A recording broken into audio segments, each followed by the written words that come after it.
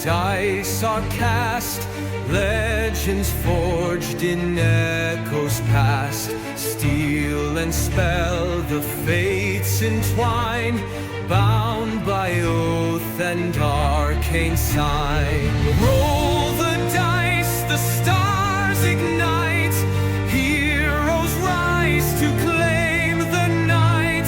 Blade and fire, storm and steel, stand together, fate is real. Through the dark, the path unknown, whispers call from ancient stone. Trials test the strong and wise. Will you fall or will you rise?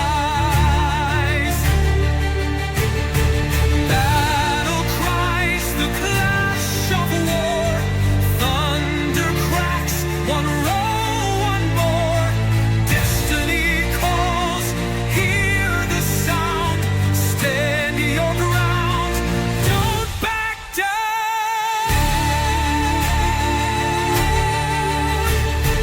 Roll the dice, the stars ignite. Heroes rise to claim the night. Victory or death untold. Dare you chase the tales of old? The adventure begins.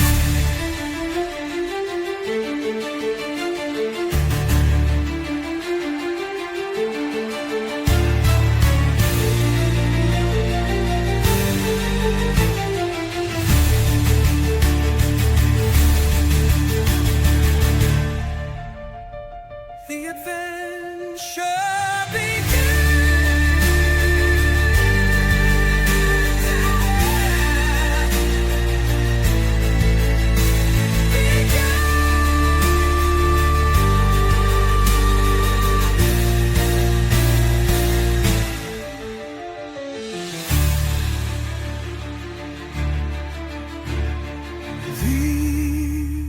adventure begins.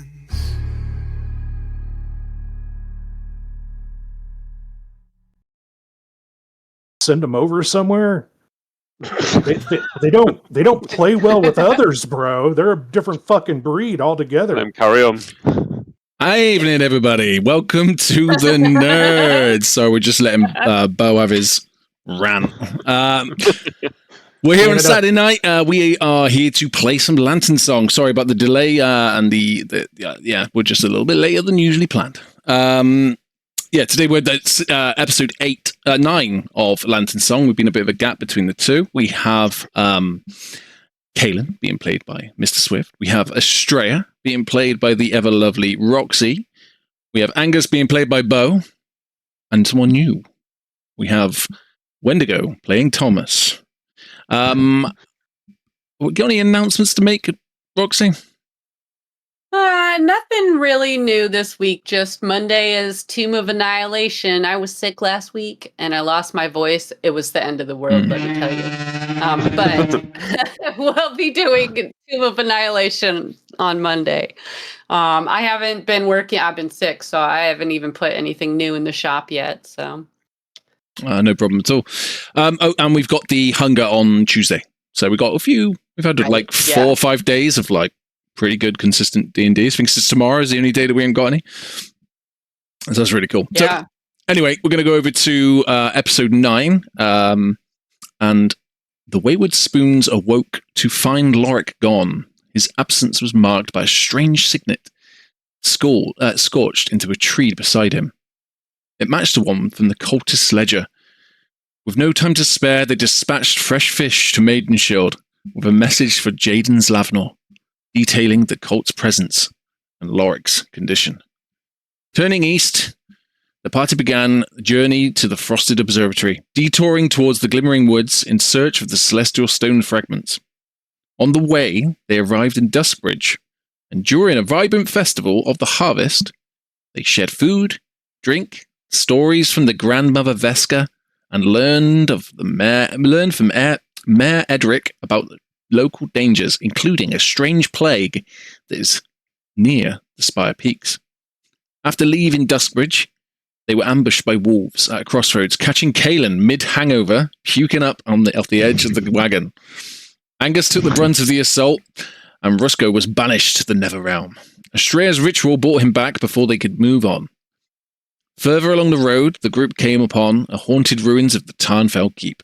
As they entered, they were engulfed in a spectral reenactment of a post-siege, a long-past siege.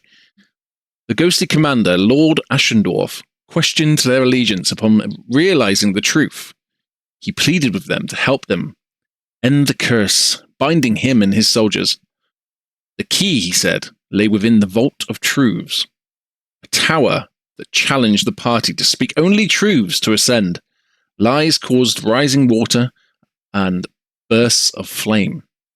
After honest confessions and vulnerable revelations, the party reached the top and retrieved the Ring of Repetition, a relic capable of repeating time.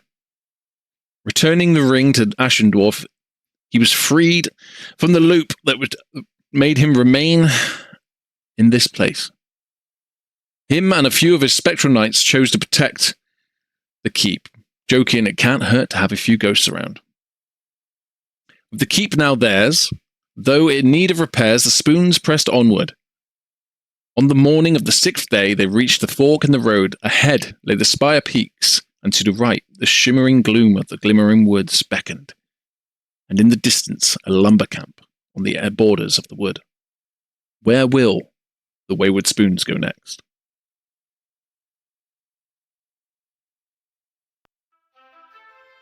So, what do you guys? All right, so we're on the road, right? Yeah. Oh, look at that! That's so cute. Angus. Why does it look like he's in a bathtub? I like him. He's eating. He's always eating. So just setting where we are. Then we've got, as this picture kind of denotes, I suppose, we got the Glimmering Woods and a fork in the road. Glimmering Woods off to the right. Yeah. And lumber camp to the left. So very much. The road continues on. You can see it going up towards the Spire Peaks. You can see the Spire Peaks looming in the distance, tall and menacing as they are, snow-capped all over the top, and you can't really make out the final peaks because it's just that high. And if you were to bear right, you can see a huge, dense forest over to your right, over to the west. And the road sort of goes past the forest, but there is a slight fork off, and on that fork that drifts off towards the woods, there is a lumber camp. Ooh. How far off are we from this number? Are we sort of about a kilometer, something like that, half a kilometer? okay? I guess we're. I mean, last time we discussed this and decided that it was a waste of our time to go into the woods. Remember? Yeah. I think it's privy to go to the Frosted Observatory, find out what this is all about. Yeah. From our the crypt, the ledger or the journal in the crypt, and speak to Flavian Trask, I guess. Yeah. Well, and I'm desperate to make sure that everybody's okay too. After what we heard from that group. What was their name again? It wasn't catchy. Like, nobody remembers their name. Yeah, some 3 teeth or something. Something like that. It's not like Wayward Spoons or anything. Not Wayward Spoons catchy. What time of day is it? Angus jumps up from the back of the wagon, and sticks his head out from underneath the tarp and whips out a map and puts it between Estrella and Kalen. He goes, no. We talked about this. We're going to bypass. We're going to skirt the woods, and we're going to make our way over to the lumber camp if we could. Pick up some pieces for repairs in case the wagon gets shitty. And then we were going to the Frosted Observatory. Probably pick up some firewood as well, and things, But we were doing general supplies. We I were don't know doing it. why I wouldn't remember the wood we needed. We were going to do it a roundabout way, though. We weren't taking the most direct route. Well, while we're a kilometre off, let's check out the lumber camp. All right. Steer the way, Australia. Okay, with Estrella grabbing hold of the reins and giving Buttercup a little whip, the wheels of the cart start to turn. You move on your way. You approach as you get closer to the lumber camp, you can see that it's a gathering of sort of larger tents, circular in sort of design, with probably a single pole in the center. These tents probably house about 10 or 15 people if they slept there. So it's almost like marquees. And it's fenced off around the edges, and there's very much a sort of entrance gate to it, which is 2 posts with a headpiece going across the top. There's a sign on the top of it that just says Knox's Lumber Camp. That's all it says. And as you approach the gate, you see a strange-looking fellow just leant against one of the posts. He's an Akroa, and he's just stood there. But one of these bird folk, just minding his own business, whittling away on a piece of wood. Is this the only person or creature or being that we see? But there's people in the camp chopping down, it's working. busy. Yeah, Okay. it's a working camp. So it's a working lumber camp. Yeah. Okay. So Angus immediately gets super excited. And you can hear it. He's panting like a dog, like he's trying not to hyperventilate. And he smacks Estrella like on her back and gives her a shove and says, "There's a bird person! There's a bird person! Look!" And I like stand up and point at the bird person. Don't point. Pointing is not proper. Oh my gosh. Look at it! Angus, people would have thought that you've never seen an Aarakocra. Have you not seen one before? No, I haven't. These are. They're very rare in Falanor. Oh, okay. Would we know where they normally reside? So they they are normally found on this continent, mainly from the north, Zlas and Jovindel. But you'll know that they come from across the water as well in places like Dralas. Probably not within 20 miles of Brisbane. You know what I mean? Like where I grew up. Absolutely. There's none there. There's probably like 1 or 2 per city, big city. Yeah, and there's no like aggressive like xenophobia. It's just unbridled Pure excitement. Pure excitement.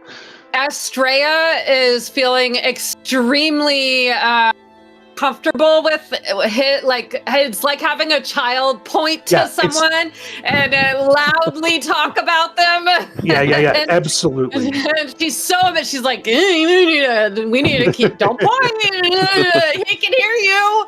She keeps slapping my hand down as I keep pointing. It goes back up. All right. I've just never seen one. And we're within shouting distance. Obviously, the Aarakocra. I think we're still moving towards. Right.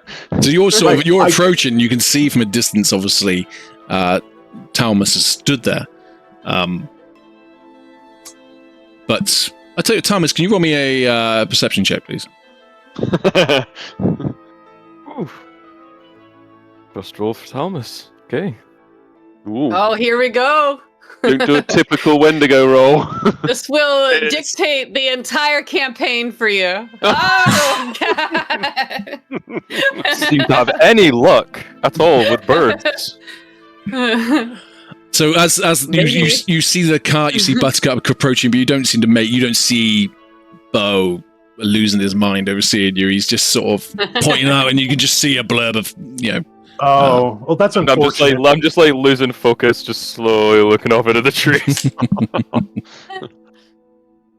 Well, Angus, I guess being as excited as you are, and not many chances to meet Arakocra, I guess we should go and say hello.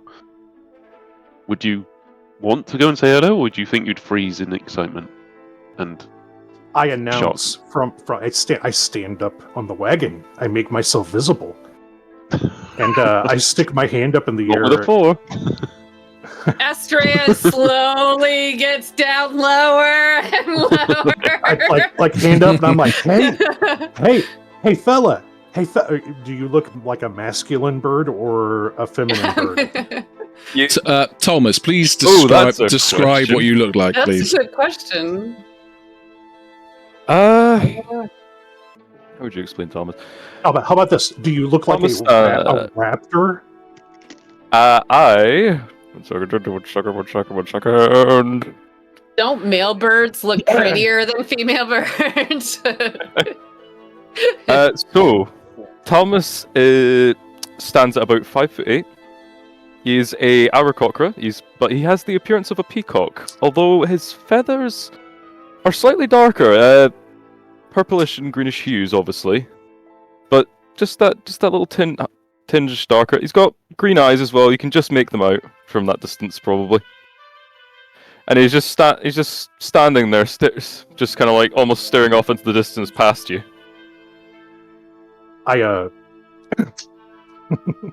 Shit. All right. Hey, fella. Oh, hello. And like, I got my hand up. I'm like a curious child, and you know what Angus looks like. Have you seen the picture up there at the top? Like sheepish grin. I just, hail and well met. You're the first one we've seen at the lumber camp, and I'm Angus. We're with the Wayward Spoons. Do you know the Wayward Spoons? The Wayward Spoons. I do apologize. I haven't heard of you before. I turn to Kaylin and I go, "It fucking talks." I you just kind of like see Thomas just kind of like jolt back slightly, just a sudden increase in volume. I turn back around to you. I'm Angus. We're the Wayward Spoons. We're coming to this lumber camp. Do you work here or something? Yeah, what is a Aarakocra doing this far out? Well, I'm mostly just waiting for a friend, to be honest. He said he'd meet me here, but I haven't yet seen him. Oh, A friend? okay. Well, we Who- saw no one on the road. Or did we? Did we see anyone on the road, Mr. DM? No, you didn't see anyone coming or going from the camp. The only people you can see is Thomas on the gate and very much workers inside. There's a tent at the back, which looks like it's the main tent, and then around the edges are sort of like perimeter ones. There's just a massive stock of wood just led down next to the trees. Who is it you're actually waiting for? I mean, we It's- barely know this guy. He's not going to tell you that. Well, Don't ask. Well, how about this, friend? Be with your How about friend this? here. How about this, friend? Have you been here a while? Been here for a short time. Yes. Are you hungry? We've got fish. I can cook us something way better than the fish. Would you like a fish? As You just keep kind of feeling like a bit overwhelmed, just like fish. His eyebrow goes up like I'm fucking working an angle here. As Angus says fish, you just notice this huge gold tooth, a singular gold tooth where his two front teeth have been knocked out, and it's just gleaming at you. It's like fish, and it's just Yeah, It's like the burglar off of Home Alone. yeah, where it's- exactly like that. Was my Angus has a inspiration. grill. My grill, baby. You'll have to excuse Angus. He's very excitable. I can tell. I'd rather have friends than enemies. Are you That is a are you You're work here, or are you what are you doing at said lumber camp? I think questions. we're looking for some wood. Do you work here? Do you know where we could find what we're looking for? Well, that depends. What are you looking for? Well, to be a little more specific, we're looking for somebody who can work wood at the lumber camp and maybe make us a couple extra wheels, like a wheelwright, or maybe even reinforce the sides on the wagon. Maybe get a different, that we can bust axles. We're going to need a woodworker. We got coin. Wait, we have coin? I say that out loud. I was literally just going to ask you the same thing. I think we have some coin, and hopefully we could get some provisions for traveling, because Buttercup can only do so much. And I just ecstatically point over to the one oxen that's pulling the wagon. Like, Buttercup. Buttercup just looks at you, just shamefully, just turns her head like she's not into this bullshit. Well, I don't necessarily work here, but there is a Kenku around, I believe, that should be able to help you. Another bird person? Is this a bird camp? Well, I haven't really introduced myself to the rest of them, but I've mostly kept to myself, but you're free to explore. So you don't know anyone in the lumber camp? Not personally, no. No. Do you know any names? He was just hanging out here waiting for his friend. Exactly, as your friend said, to be honest. Where have you come from? Come from the woods or Spire Peaks? I've like he's being interrogated by the one-horned. I know. I feel so bad for them. This is like this is like the first wagon he's seen come along, and this is what's happening. And there's no alcohol involved. Who are you? What you doing here? What do you want to do? What's your name? It was either that or ride past him and nod, like, sup, carry on. So I tell you what, you said you're waiting for a friend. We're going to be here and trying to get provisions. Do you want to have lunch? I'd love to talk to you and get to know you. I'm gonna be real honest with you there, fella. You are the first of your kind that I've interacted with. Have you ever seen a thistle bottom? And I point at me. You're in for a treat. A thistle bottom. I don't believe I have, but I'm judging that as yourself.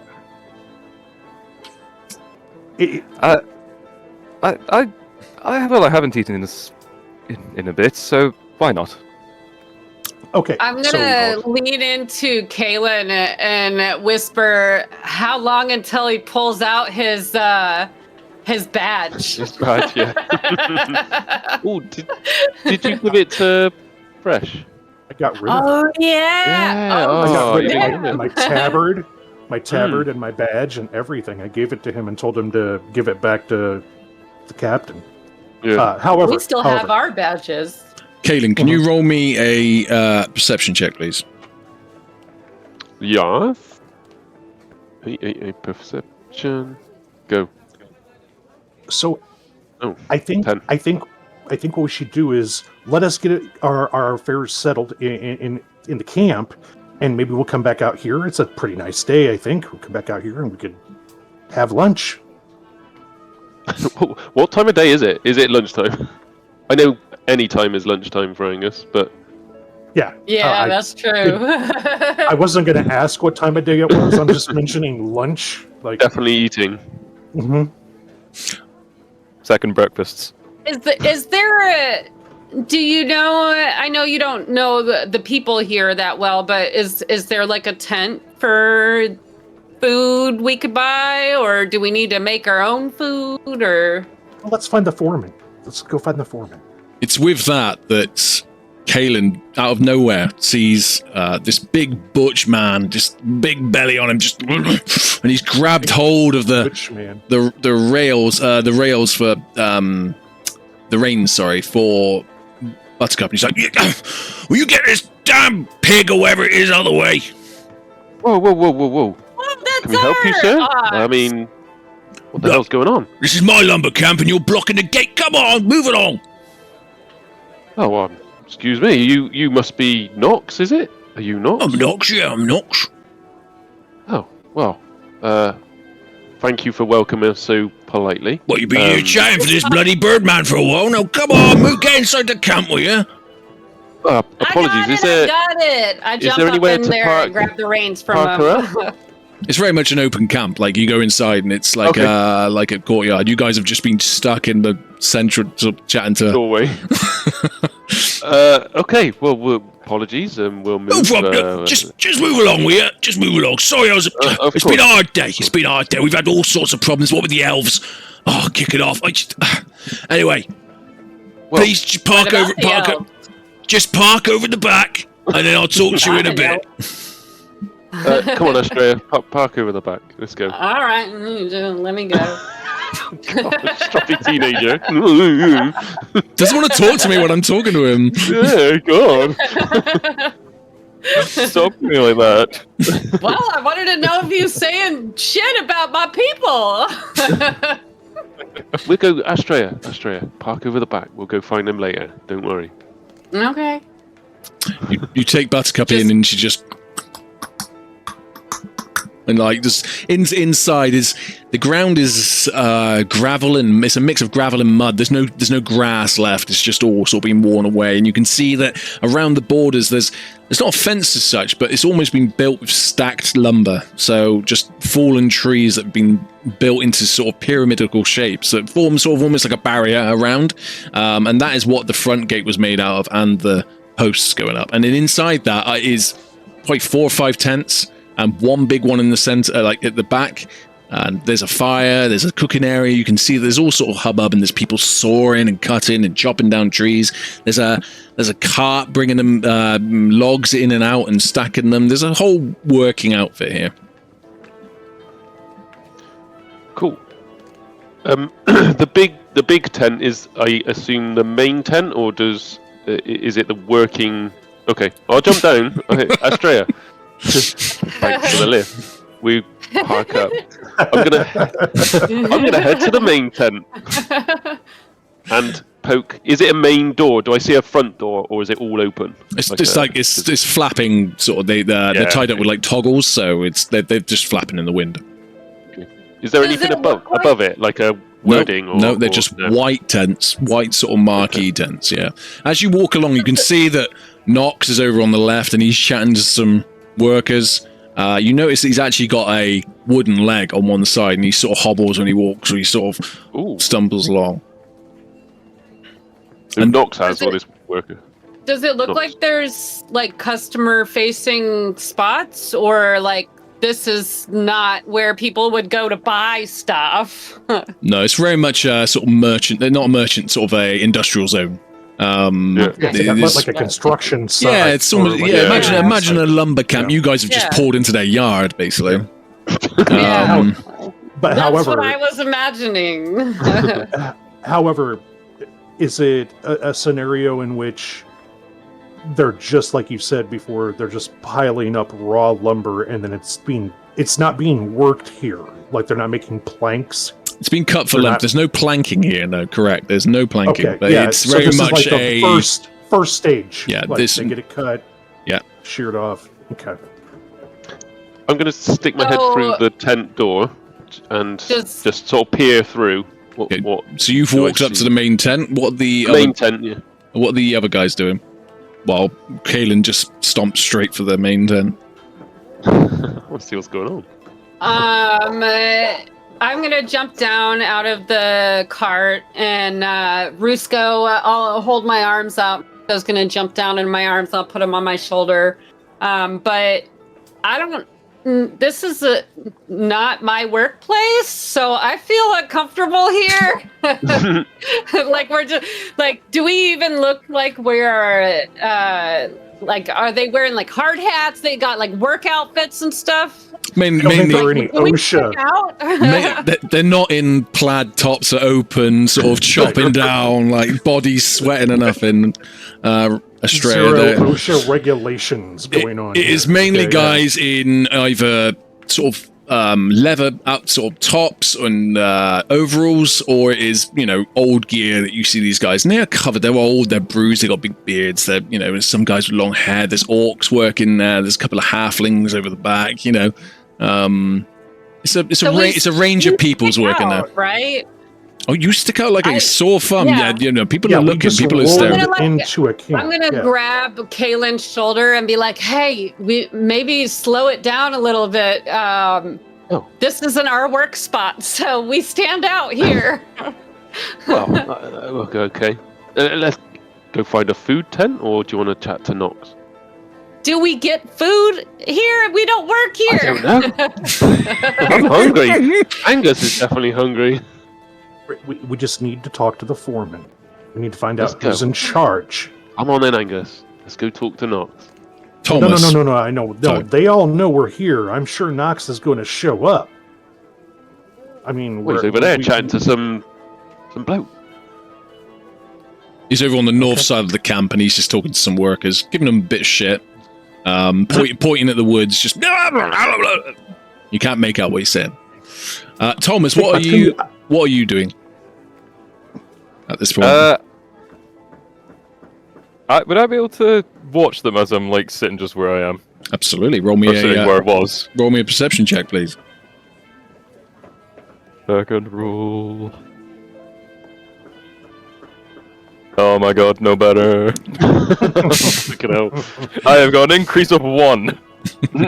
So you can see that you watch them go in, and there's sort of a bit of a hubbub in the yard. No, the reason Nox got them to move their wagon is that there's another wagon coming in. They're starting to load it up. Nox is yelling at some people. You sort of see Kaylin jump off, but you can't really make out what they're doing. Really, can't make out who's still on the car, who's still on the wagon.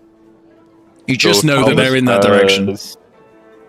So Thomas has ADHD. Ooh, butterfly.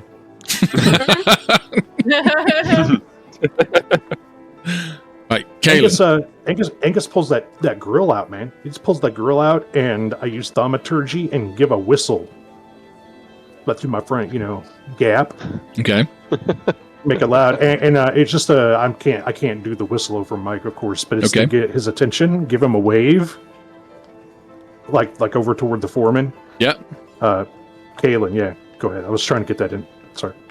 No, you're good. With the thaumaturgy going off, it was a very loud whistle, and a lot of people sort of turned around and looked at you like, the fuck are they?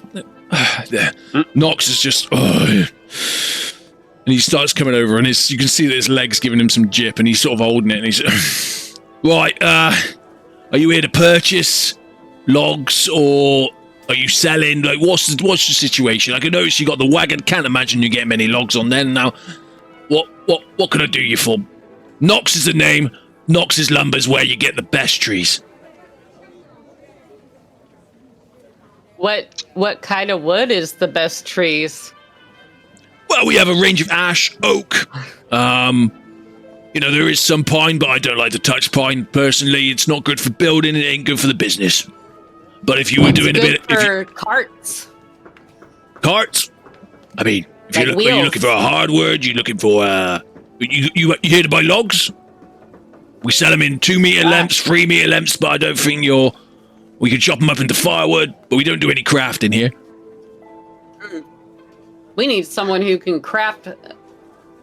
Oh, let's if you have like pine, something that has a lot of sap in it. He doesn't like the pine, he said. I understand that, so we can get a deal, right? He doesn't like it. He wants to get it out of here. I always sell it, though. I don't like chopping it. It gunks up. The oils and the resins get into my sores. Absolute pain in the ass. Doesn't get top dollar, but I could sell you. How long do you want? I just think a couple days worth of firewood that has some sap in it. That way we know that lighting it'll be protected from the elements better. It's easier to light. You here for firewood? Okay, if you go back at the gate and you'll see he's pointing back and there's a load of sacks by the front gate. If you go over there, there's an old dude over there called, what's his name? Ven. Go see Ven. And he'll sell you a couple of bags. They're only 50 silver each. Oh, okay, great, thank you. We didn't mean to bother you, but we wanted to, make sure we get this. And Angus is this rambling, and I heard there's another bird person. There's another bird person in your camp. Who's your bird person? The only bird folk I've seen is the one on the gate, I'm afraid. Oh. No other bird people here. Well, we're thinking about having lunch with him. Do you want to have lunch with us? Do I look like I got time for lunch, my little man? I'm very busy. We've got problems in the woods. Now, if you're here to buy lumber, I'm your man. But if you're here to buy firewood, go chat to Ven on the gate. Other than that... But respectfully, what you just said right there, got problems in the woods. Do you know what we do? We are the Wayward Spoons. We solve problems in the woods. I lean in. I'm like, we're the Wayward Spoons. Oh, we don't sell spoons. No. And I slap Estrella on her shoulder. Tell him about the Wayward Spoons. He's got a problem in the forest. You have a problem in the forest? We could take care of it for you if you need. Wait, well, he just starts laughing. You're gonna take on Queen Lyriel's army, are you? Good, best of luck to you. Hey, what's your problem? Is it elves? Because I'm not in for this. I'm an elf. I mean, I've got eyes, love. I can see. Yeah. Pointy. I got you. Well, ever since these strange murmurings have been going around the plague, Queen Lyriel's stopped any access to the woods. If you go in there, she's sworn that, any folk, outside folk, get shot. And there has been stories of a couple of people from Peaksmouth getting shot there, so I wouldn't recommend going in. We're harvesting from the borders, but some of the best oaks are right in the middle, and I'm losing trade from it. I got builders from Peaksmouth looking for decent timber, and all I can give them are these crappy ashes on the outside. I can't even go into the centre, but if you do, I'm not going to lie, you're probably going to get shot. We've had a couple of arrows in wagons as warning shots. We're just going to have to deal with it. Yeah, you will. I'm not getting in the middle of politics. All right, sorry, you asked. No. What he means to say, is there anything we can do to help, other than take on an army, of course? Unless you can negotiate the politics system between Queen Lyriel and the Falinorian Council of Elders, I'd say that stay out of the woods for now. Okay. You know what? Fair. The firewood it is. I think I'm going to go over and get 2 bags. Absolutely. 2 cords or whatever they're called. They're just a couple of sacks. Yeah, 2 cords of wood. Go see Ven. Yeah. Like I said, they're 50 silver each. Grab as many bags as you want. Drop it with the old man, and we're golden. Now, I don't mean to be rude, but I'm a very important man, and my legs hurting like shit. This humid weather, makes it hurt. So I'm just gonna. Yeah, thanks for the business, very much appreciated. But if you don't mind, getting out of here, it's a busy lumber yard. If you're not going to buy. Question, before you go. You see him just actively, his shoulders just go,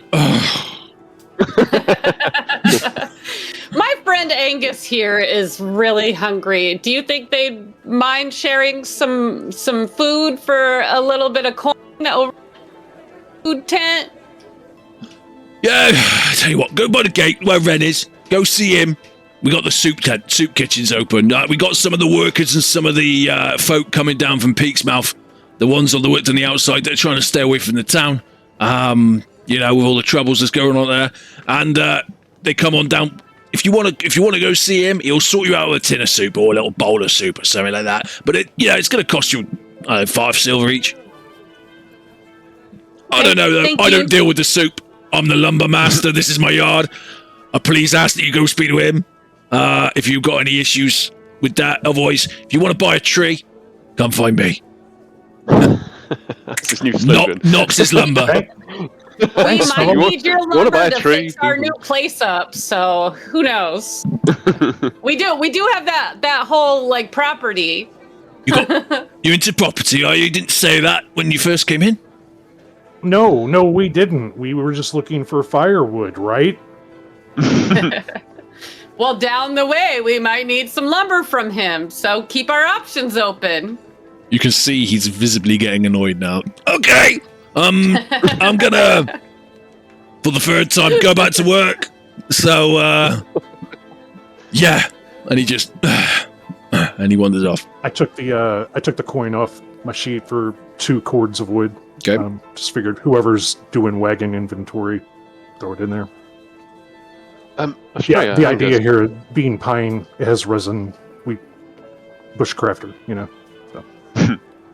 Before we either join the other Aarakocra or anyone else, didn't the Aarakocra say there was a Kenku in here? He did. Did I He mishear did. that, or did I? No, You no, did. I heard that too. Okay. Well, Just I checking. asked about it. and Well, no, that's what I'm saying. he said there wasn't anybody. So Exactly. Maybe But I thought I he's a misheard, and I secret Kenku. okay. Let's. Do That's question, because I mean I don't know anything about bird people. Do Kenkus and Arakakus are they enemies? Friends with each other? I mean don't that could tell us something about why he would say there was a Kenku around. Well, there's one over there. I was asked to stop interrogating him, but maybe we could ask him a question. well, we're gonna go You back and guys have lunch were with him. over some interrogating soup. him. It was a little bit embarrassing, okay? Well, Angus got all excited. I got all excited. I know, and it was the first time we met this guy, and you guys are just shoving questions down his throat. What's your inside leg measurement? Well, we're gonna go find out because we're gonna have lunch with him. Okay. Are you going to invite him, Okay, so Angus? Are you- question: we could do the soup tent, right? But that sounds like soup for poor people. Or maybe I could just make us a really nice meal and we invite to it. Maybe it's private and inviting and. You know what you could do? You could probably make some crackers. You could probably bake up some crackers. I bet you they love them. And we got salted fish. Angus! Salted fish and Angus! crackers. Dad. That's racist, Angus. Oh, it's not. Racist. I'm trying to be accommodating. Gosh, we can't take you anywhere. Well, let's go back and at least ask him. I mean, I agree. I think you could cook for all of us, and I think maybe I we could do make a better pyramid. than soup. I Go think on we then, could Angus. also. Lead the way. Go and ask him. Let's go. Yeah. Do we take the wagon back out? Get it out of the way? We can It's get parked. hitched up here for now, can't we? And then, as long as it's not in the way of old Knox, then I'm sure he'll be all right. I think it might be. We might just want to move it. We just take the wagon outside of the camp area Yes. and we set up a lunch situation. Yeah, Right. I agree. Okay. You all jump on Buttercup and whip her away, and you can see that as you're leaving it, the carts are coming in and out, and there's several men on either end of these logs, and they're just put them onto the back. Do we notice any sus figures that are either on the carts or loading? And they all seem pretty legit, kind of Roll me working. a perception check, please. Clap.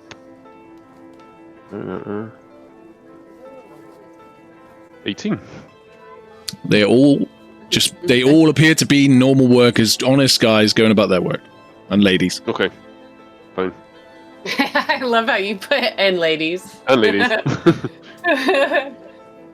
You pull up outside as you get to the entrance. You cross over the sort of gravel road, and there is a open field in front of you if you want to park up. Oh, perfect. Yeah, I try to wave to get Thomas's attention. Try to wave him over to where we're at. I'm gonna just take her Buttercup and the cart over to that lovely little spot, and we're gonna park it right there, and then I'm gonna start getting a fire ready to make us some food. You can go over and, entice them with our food. I am a hand talker, okay?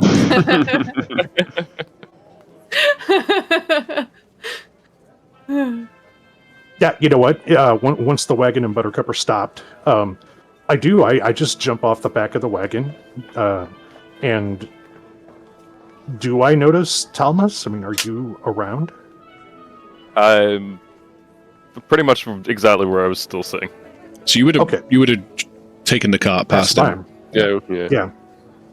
So I'm gonna jump down and start making my way over to Talmas. As he's walking away, I'm gonna be like, "Don't ask about the crackers." Gotcha. Thomas, roll me a perception check, please. Hey, third time's a charm. I'm gonna get a 6. Let's go for a 6. All right. Like piss myself. Let's go for a 6. No, we're back down to 3. That's half a 6. That's a half a 6. You did not hear them say that, so you didn't hear any of their conversation. I'm just you just, as you're walking up to Thomas, you just notice he's just kind of like, he's literally just admiring the view at this point. He's not even really, he doesn't even notice you walking towards him. Hey, excuse me, friendo. Hey, over here. Hello again. Hey, it's Angus from the Wayward Spoons. Do you remember? Yes, the thistle bottom, I believe. Oh, wait, and I put my gold tooth back in. Now you remember. See, he smiles and shows this one molar that's in the front. And we're just gonna sit up in the field and grab a bite to eat. The blue elf lady is a phenomenal cook. Why don't you come on over?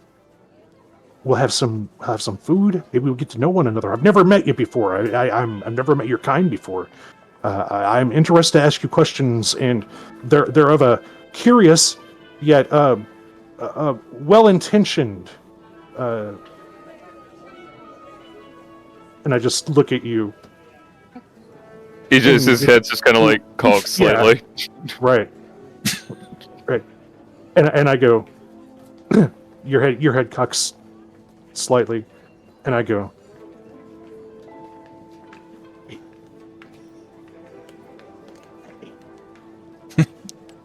Yes.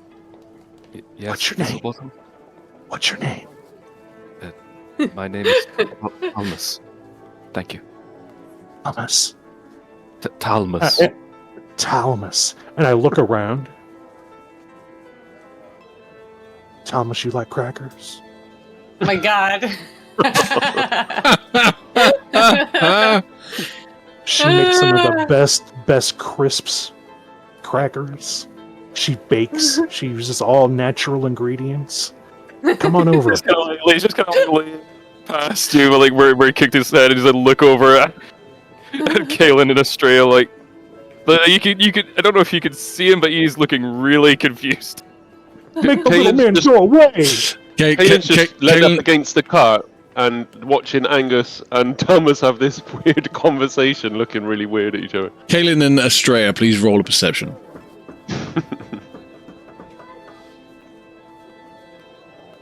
16. Oh, you both hear what's going on and see the awkwardness and the body language, and it's just like facepalm, absolute facepalm. I'm gonna send a message to him in his head. I don't know what he said to you. I am so sorry. He was just supposed to invite you to lunch. Would you like to come eat? I guess you'll probably notice this, but you notice him immediately kind of like reach for his hip for a second, then just slowly bring his hand back down, like, yes, I guess. Please don't do that again. I apologize. What? I did it again. What? You see, Angus, you just see him like really flustered. Talmas, why can't I ask you to lunch again? I didn't. I thought I was being nice. You're. Let's start over. You inviting me to dinner, I believe, or lunch or something? I accept. I accept. Wow, that was hard work. I used the.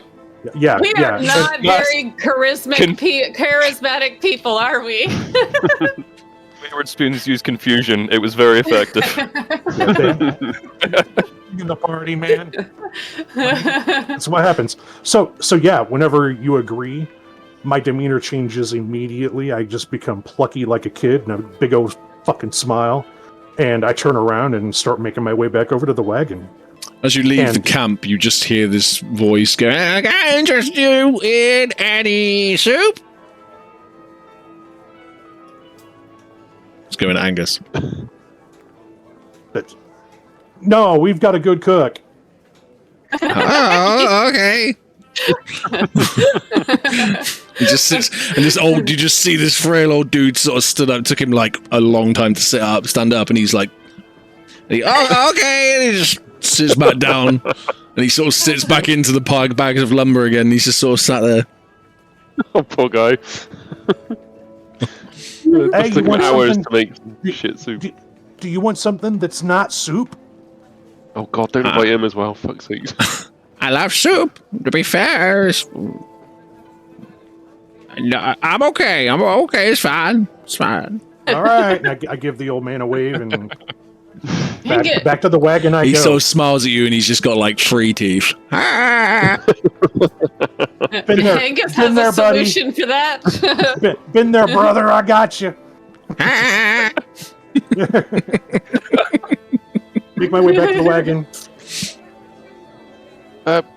Roxy, what you actually cooking? I'll sort of sit down next to you as you're got the fire going and While this has been going on, what have you two been sort of, obviously you're watching Australia, you've been sort of putting blankets out, sort of like a picnic, and getting crates out and putting sort of and then using like cutlery some on it. druid craft to make it like nice and like a little bit of a breeze happening.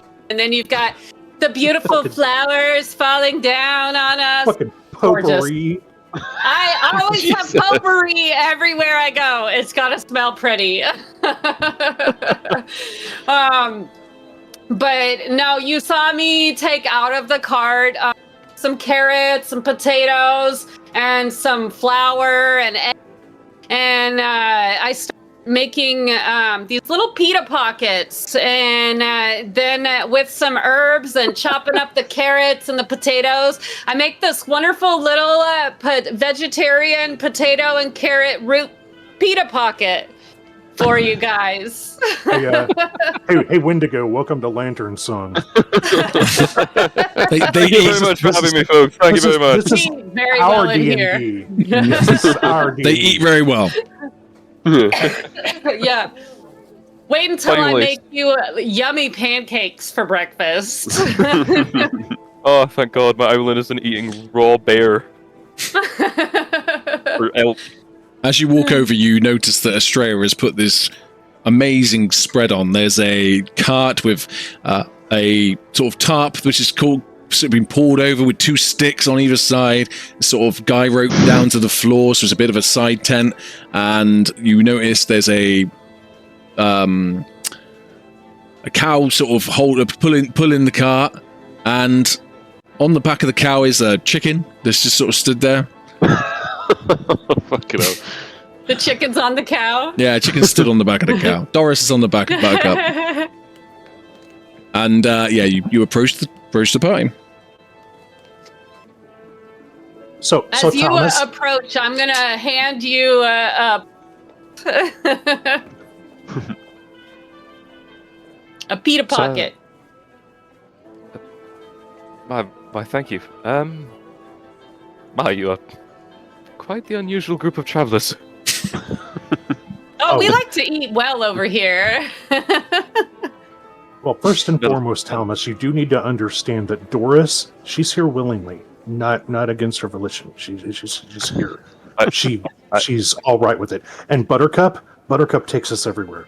This wagon, runs through the realm. We try to help folk out.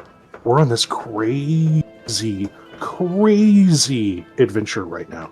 And when I say adventure, I mean the kind that you're reading like the general store books. Crazy.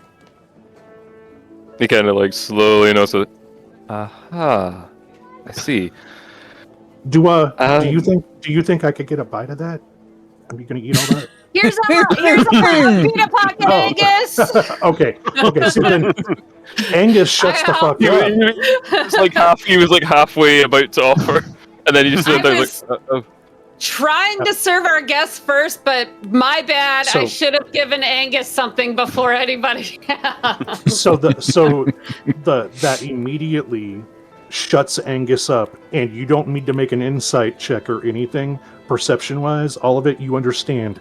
This is your time to talk if you need to, because Angus is going to be busy for about 30 seconds. Well, you obviously have some questions. Apart from the ones that you initially asked me, what else would you like to ask me? Well, first off, I didn't get a proper introduction. My name is Astrea. What is yours again? I am Talmus Torvis, at your service. Oh, it's nice to meet you. I look down at my feet, and you see this bright blue glowing fox looking super happy up at you. This is Risco. I'll kneel down and put I'll put my hand out and be like, hello there, little one. He's totally gonna jump in your face and lick you. He It just loves kind of attention. he like suddenly gets like startled back and just like falls back. All for initiative at this point. He didn't expect that at all. Oh, he won't bite. He's super sweet, I promise. He's just kind of like trying to get this thing off it. Just like, please get him off, please.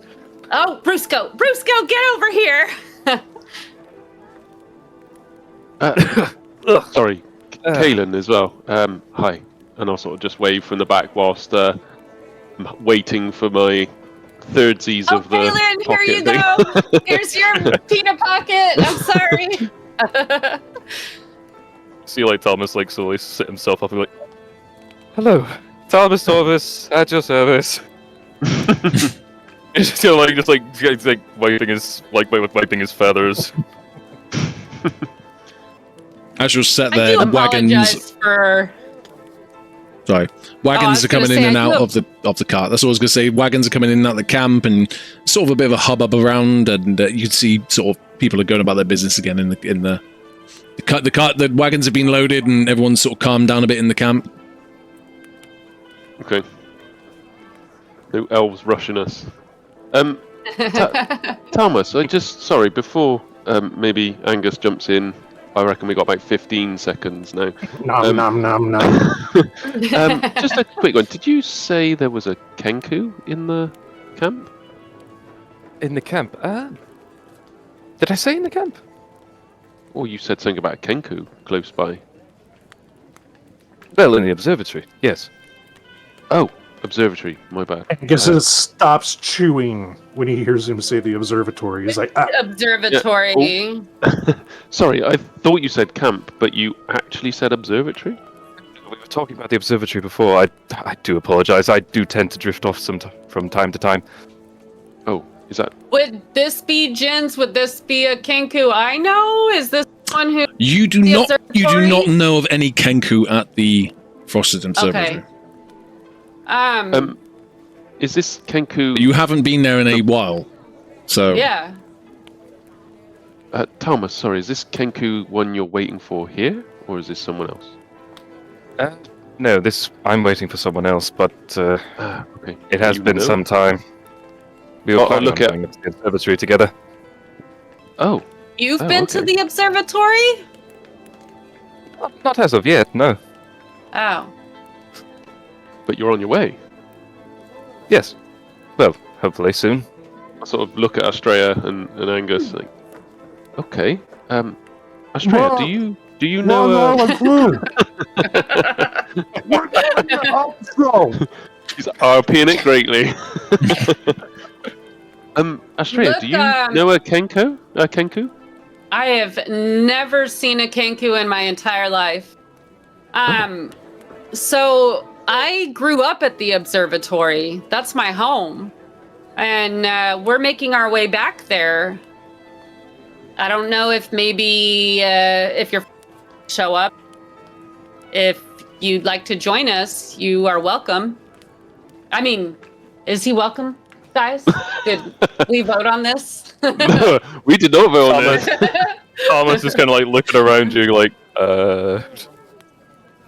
How are you getting to the observatory, by the way? He was gonna Well. fly.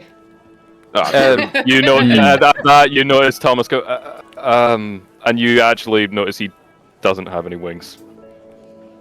Oh. Sore A subject. bird without wings. Isn't that Does like he have arms? You kind of he does have arms, but you notice that he kind of like as you say that he kind of like slumps down. It's like Aww. I do apologize, but I am actually flightless. Oh my. maybe another story for another day, potentially? I'm always putting my foot in my mouth. But Quite flexible. on another note, my friend was, well, I was hoping for him to arrive soon, but my matters are a bit urgent, and if he does not turn up, then I will most likely head to the observatory on my own. And well, I was planning on hitchhiking, but if you are heading there and you're willing. Do you think, how late is your friend? Do you think something happened to him? He's like myself, his mind does tend to wander, so Oh, I get wouldn't that. blame him if he drifted over a few of my letters and, well, forgot. Oh. That's a little bit unfortunate. Again, I say friend in the very loosest tense. Of pretense. I mean, we're probably Astrea's. Sounds like she's already invited you without a vote, but we're probably going to head out fairly soon. I don't know how long you're planning to wait for your friend. It's about mid-afternoon at the moment. Yeah. Well, when do you all plan on leaving? Well, I don't think we've got anything in the lumber camp unless any of the guys want to shop or do any soup-related activities. But I don't maybe think it really was a after lunch. shopping experience anyway, so. Not everything's a shop. Nope. Oh, everything Well, sells it's not animals. like we have a lot of money anyway. I don't need them to sell animals. We can go in No, the but- woods for that. No, but really, I mean, when you look at it big picture wise, we've made contact with a lumber mill or a camp. So therefore, just like you were saying before, Strat, we've got real estate. In the future, this is going to be nice to know. Yep. Okay, so not right now, but The Thistlebottom Estate. Is that what we named it in the end? Yeah, remember I agreed to that? Oh, damn. Thistlebottom Estate. look, it's a long story, and trust me, we've got a trip to the observatory, right? You're going to hear it all, my friend. You're going to hear it all. Oh, so you will You take might it. be second guessing your decision to join us at this point Yeah. in time. I looked to Estrella. Can we keep him? And I file real big. He's just looking sharply from Angus to you, Astrea, like really confused, like worried, like, oh, hold on, what? Fuckers are unhinged. We one do doesn't tend lay to eggs, collect Australia. people and stuff. When I heard you collected animals, I didn't think like this. I thought I might be an exception. Nope. Astrea collects all animals. Thomas, Do you lay know? eggs? Oh my god. I do apologize, madam, but I'm a male. I couldn't help myself. I'm so sorry. Thomas, do you know much about the woods of what's going on with this Queen Lyrio? Jins, what would I have heard? Roll me a. Here we go. Roll me a history check, please. Oh, higher than a 3. Higher than a 3. Roll me a Dirty 20. 37. Dirty 20. You said I've got a +3, so woo. So, About His first time. perception sucks, but he remembers stuff. so you haven't heard, you don't know anything per se, or actually what is going on in the politics, but you only hear rumor and hearsay. When you were in the camp on your way here, on your travels, you have very much heard that Queen Lyriel of the Lyriel Mountains has basically shut off all access to the Glimmering Woods due to the increasing threat of the Whispering One's cultists, the Ebon cult, and also the plague that is starting to spread amongst some of the towns and villages around the Spire Peaks. So, for instance, Peaksmouth is the main place, which is suffering quite badly to this strange, mysterious plague. Other villages around the area as well also are. So that's you'd have heard that, you know, about the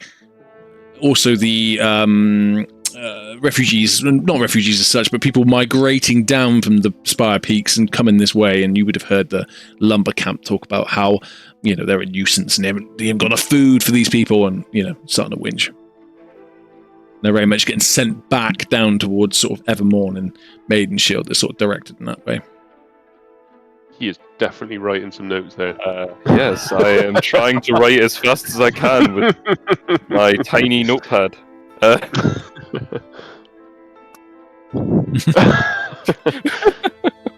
got to buy you a bigger notepad. Yes, definitely. There does happen to be a wonderful Nerdz journal in the merchandise store. Just plug. Blatant plug. Sorry, folks, I didn't mean to walk into that one for you. For all I your had no journal idea. needs, I was not part of this. For all your journaling. please check out merchandise on the Discord. For bigger journals than Wendigos, you have. Are you sick and tired of your tiny wee little pad? Oh, it's got Scottish on it. Oh my god, I love when he said "we little."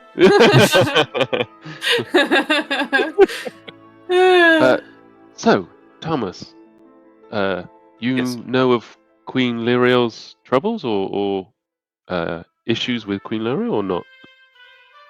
Well, from what I've heard from the lumber mill and around there, the Queen Lyriel seems to have closed off the forest due to some sort of cults and plague going around the area.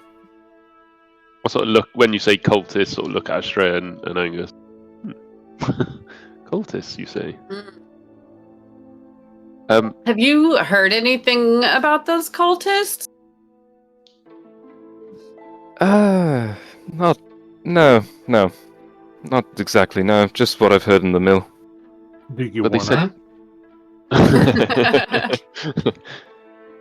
Angus, And Angus. And Do I Angus, want to know about the cultists? Hold on. we And don't. Angus proceeds to spend the next 2 hours rambling on about basically the prior 9 episodes or 8 episodes of Lanternsong and all the shit that's gone along with it. Okay. We just got like these wee little bites with us as well from you, Astrea. You're seeing Thomas just sit quietly, just tearing off little bits and just like putting it into his beak. So you sit there by the fire, Astrea and everyone, Angus just spouting this lyrical story and weaving this intricate tale of their adventures, and, you know, Kaelin and Estrella give each other looks a couple of times. It's been elaborated a few bits, you know. I won't. I'll point and go. It's true. It's true. Angus has very much been the hero for quite a lot of it, you know. It's, despite getting the shit kicked out of him all the way through.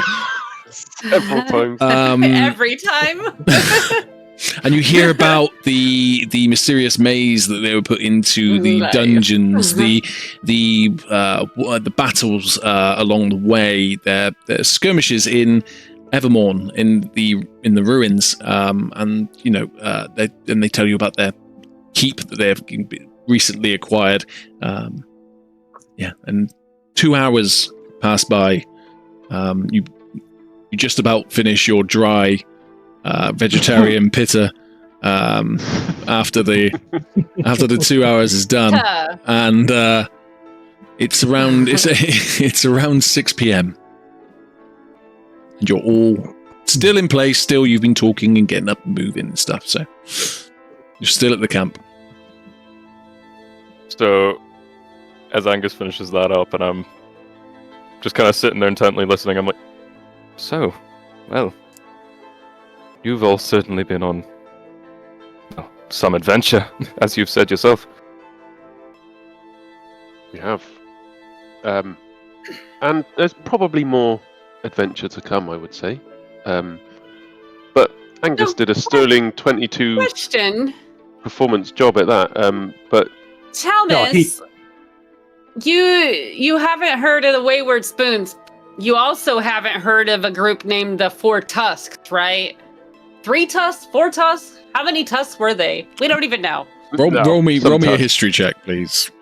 If he knows them and not us, I'm gonna be so mad. It's a really bad time to have a high history. Oh, bullshit. on your journeys and on your adventures, and some of the past dealings you've had in your life, you have heard of the Four Tusks. You actually came through up from Evermorn to get to where you are now, so you heard about their heroics and, you know, how mighty and powerful they are. Heroics? Is that really the word we're using? We did beat them. You would have heard of their mighty leader called Dane Blackthorn. Dane Blackthorn. Did I hear that he was an asshole? Yeah. You would have heard that he was kind of cute. He likes himself. Yeah. Yeah, he was like what's his face and didn't we reference Futurama? He's like Zach yeah, we Brannigan. did exactly. Yeah. That's exactly what we referenced. Astrea kind of liked him. So he has a very big ego. Mm-hmm. Wait, so you have heard of them, but you haven't heard of the Wayward Spoons? Yes, I have heard of the Four Tusks, but no, I haven't heard of the Wayward Spoons, as you call yourselves. I guess you could say you were out of my way, I guess. I suppose so. I just got you all caught up, Thomas. Well, yes, I know. Now he is. Now. And Astrea is visibly annoyed that he's heard of the Think about it like a chapter that isn't finished. That's all. Oh, poetic. I like Did it. you meet them, or you've just heard of them? Okay. did I meet them? No, you did not meet them. Ah. So maybe as the evening goes on, Angus is gonna not evening goes on, but like I don't know. Angus whips out one of his mini maps of the area. Is there any place suitable that we could travel to camp in relative safety? The next big village, town that you would see on the map is Peaksmouth, which is 2 days' journey north into the mountains. Okay, that's the next big sort of settlement. The leg of it. Is that where they said they were going? The Four Tusks? That is where they Didn't said. they say That's there what was, they said they were heading to the Spire Peaks to investigate the plague. They didn't say where. Right. They said the plague was down in the town though. They referenced that the plague was hitting the Spire Peaks and that they were going to investigate the area. Okay. They didn't say where. I So, can't call Angus- you on that because I don't take notes. Angus, Estrella, do we want to stay here or should we move along? Because I guess we're quite close to the woods with some troubles going on. I don't know if we want to stay this close to the woods. I mean, we haven't really been doing anything to like wear us out, so I say we could travel. I mean, yeah, I'm full up on pocket things, pita bread stuff. Eat a I'm pocket. ready to rock and roll. That's the one. I mean, we can get moving if you want, or Yeah, I'm okay with that. Angus, you happy? As long as we're not heading toward Brisbane, I don't care. We've got to go around Brisbane. I don't want to be anywhere near Brisbane. Well, we've got two reasons to go to the Frosted Observatory. Well, yeah. Australia and Thomas. Yeah. So none of you have actually been this part of the world. So this isn't the usual way. For example, Australia, that you would go to the Frosted Observatory. This isn't your usual route. You've never been to Peaksmouth, despite it being close. It's not really where you would have gone. It's quite a perilous journey from Peaksmouth to the Frosted Observatory. So, and you, Brisbane, you would know, Angus, this is far to the west. So it's, you're not going to be Right.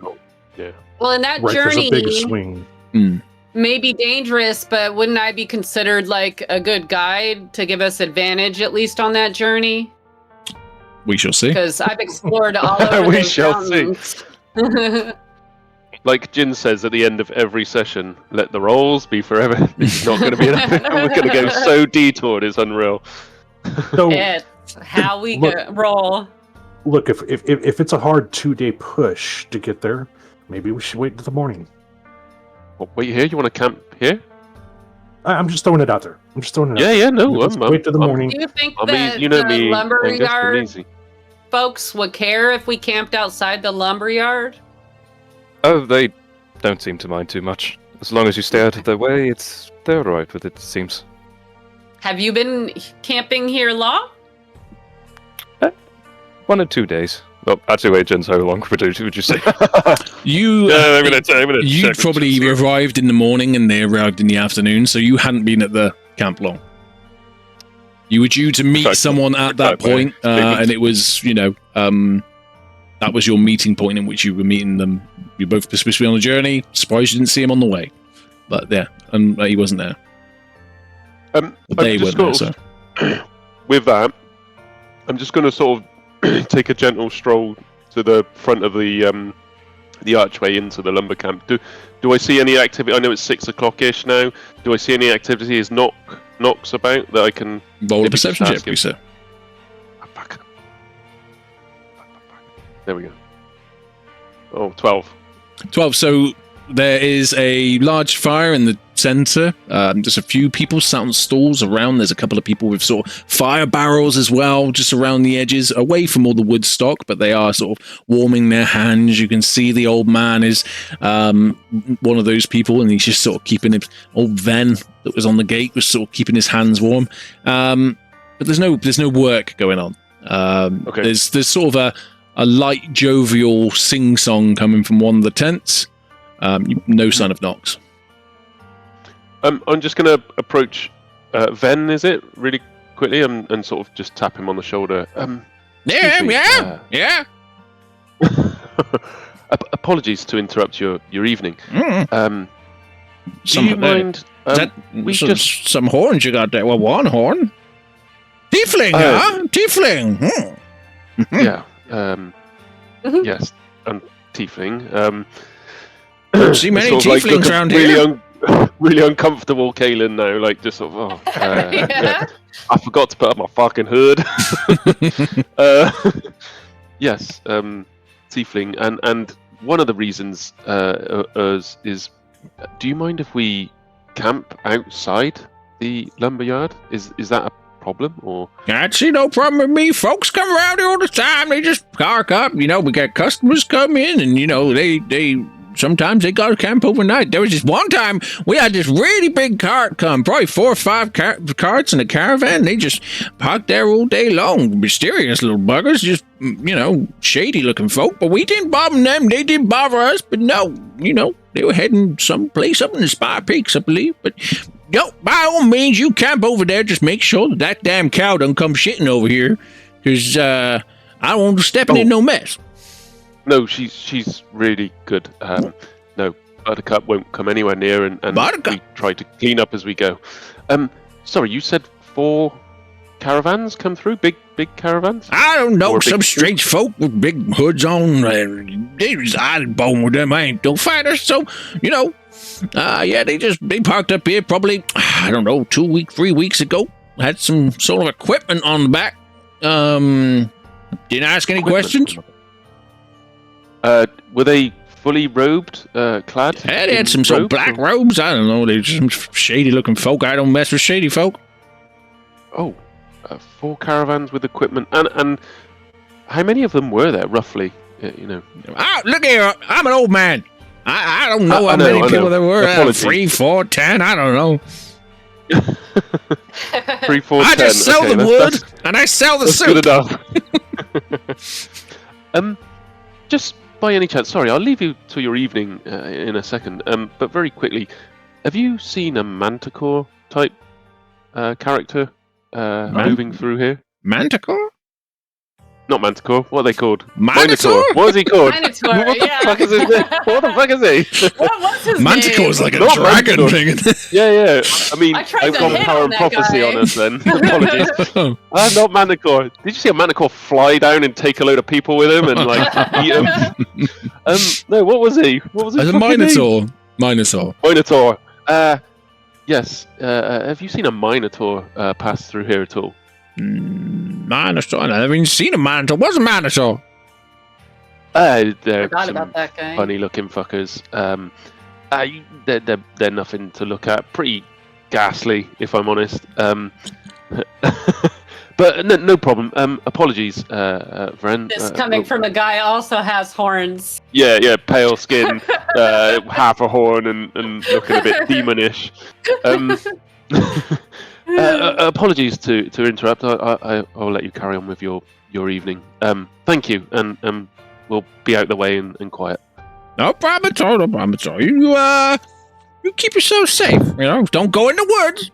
Don't go in the woods. No, of course not. You gotta take a piss. You go over to the creek over the other side. You gotta take a piss down there, but watch out for nettles, because I stung my keister the other day. Stung real good. I was working around for a dot leaf and it stung my hand. I don't walk so good either, I got this stick and I'm just, I was in the right state. Behold, under nether regions was all stung up. Well, sounds a right old calamitous situation found yourself in then. But yeah, I'm sure Astrea may be able to come up with some cream for that, maybe. It's all good now. Nox put some cream on it for me. I had to get my legs akimbo. I had 2 of the boys hold my legs up, and then they come over and they could whack some cream on it. Oh, okay. And sort of Kaelin just sort of like hands up, like apologies, sort of just starts backing off, like okay. Oh, fantastic. But if you're going, and he sort of like just jogs off. I'm like, so glad that when I'm not around, you're offering me to wipe some guy's bum with cream. Poor guy. Rushing and sore. Feel for We're it. a team. It's all about teamwork. There is a heal for that, though. My grandfather taught me those nettles. You just use fern. You wipe fern on it.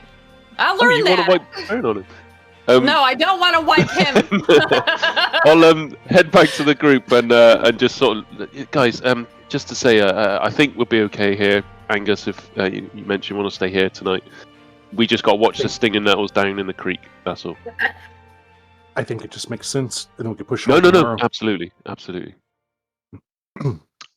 So as we're making camp for the evening, I'll just sort of let the group know and just say, guys, I was just chatting to one of the guys. It seems from the description he was saying, there was a large group of cultists coming through this way, and he wasn't too sure, but it seemed a caravan with a large load on the back. Don't know if it was a contraption or device or something. But yeah, just thought I'd let you know. Where did he say what direction they headed in? I assume it was towards the not Frost Peak. What's the He did tell you they were heading Peak's north mouth. towards the peak. That's what he said. Peak's mouth. Yeah, so maybe we should keep an eye out if we're on the tail of the cultists that fled. But it seemed they had a large troop, so maybe we don't want to engage. We keep our distance potentially. Yeah, we'll need to be vigilant when we get closer, just in case. We don't know what's going on. I don't know how far ahead they are, as in, I don't know how many days they're... Well, if we're taking a rest, I can do the usual. I only need 4 hours, and then I can do the rest of the watch.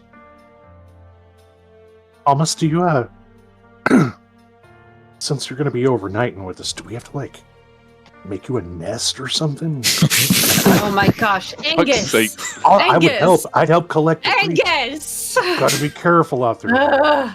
I'm so sorry. He is our child. I'm so sorry. It's quite all right. Mike, I take it he hasn't seen many of my kind, as he said himself. So these questions, I guess, are normal. I'm not really asking. Yeah, they're like doesn't think before he speaks. That's all. He gets very excited. That's all. Food and Angus. Aarakocra is what excites him. Angus, roll me a history check, please. Okay. History. 21. You have heard of a crocodile, and you have actually, when you were young, sort of not studied them, but were always quite fascinated. You do know that there's not many in the land, but some of the stuff you do know that they bed like normal people. This is almost like a. You know that they eat normal food. They bed. They can speak if taught. Okay.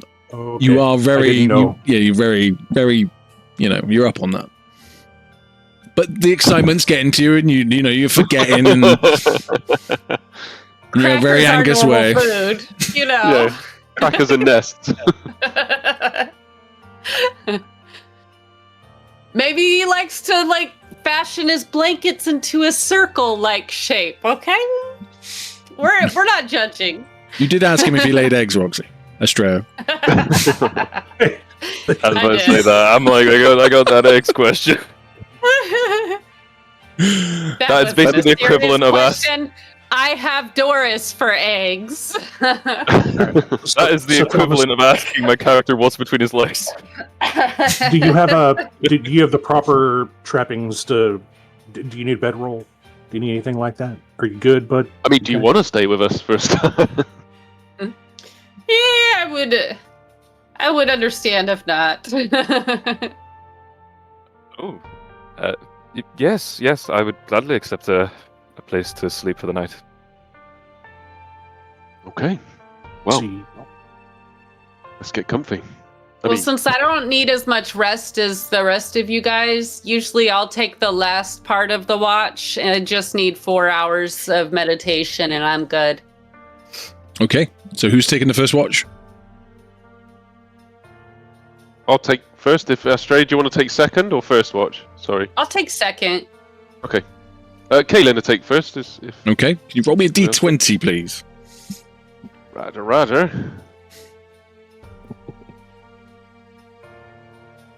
15. 15. So, evening goes very smoothly.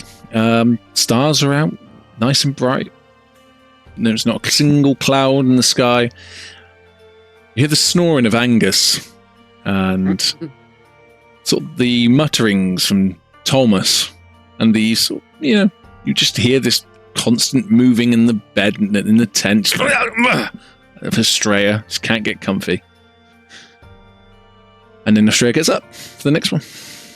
Is all the mutterings, obviously snoring not, but do I notice anyone having some crazy ass dream? Like, or roll me nightmare? a perception check. I know certain people have been had issues in the past. Uh-huh. 15 again. So Angus is out flat cold, you know. Snoring his head off. But you do notice that Thomas' mutterings are very much observatory and can't find out. That's what you know.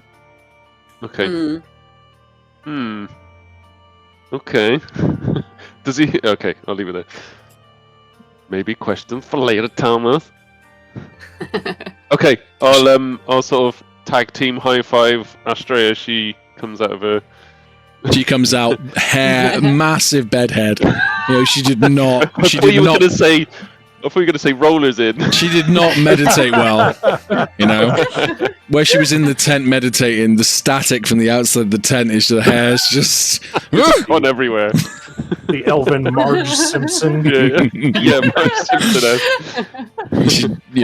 She gives you a look as she comes out, just like what, like. Fuck. Estrella, nothing unusual tonight. All quiet, but you should be good. Over to Estrella, please. Okay. Roll me a d20 when you're ready.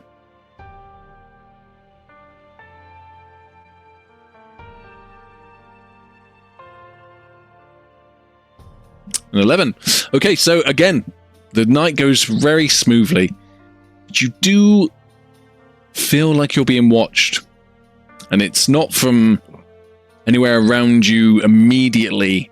But as you gaze over to the dark, looming woods, you can almost feel with your...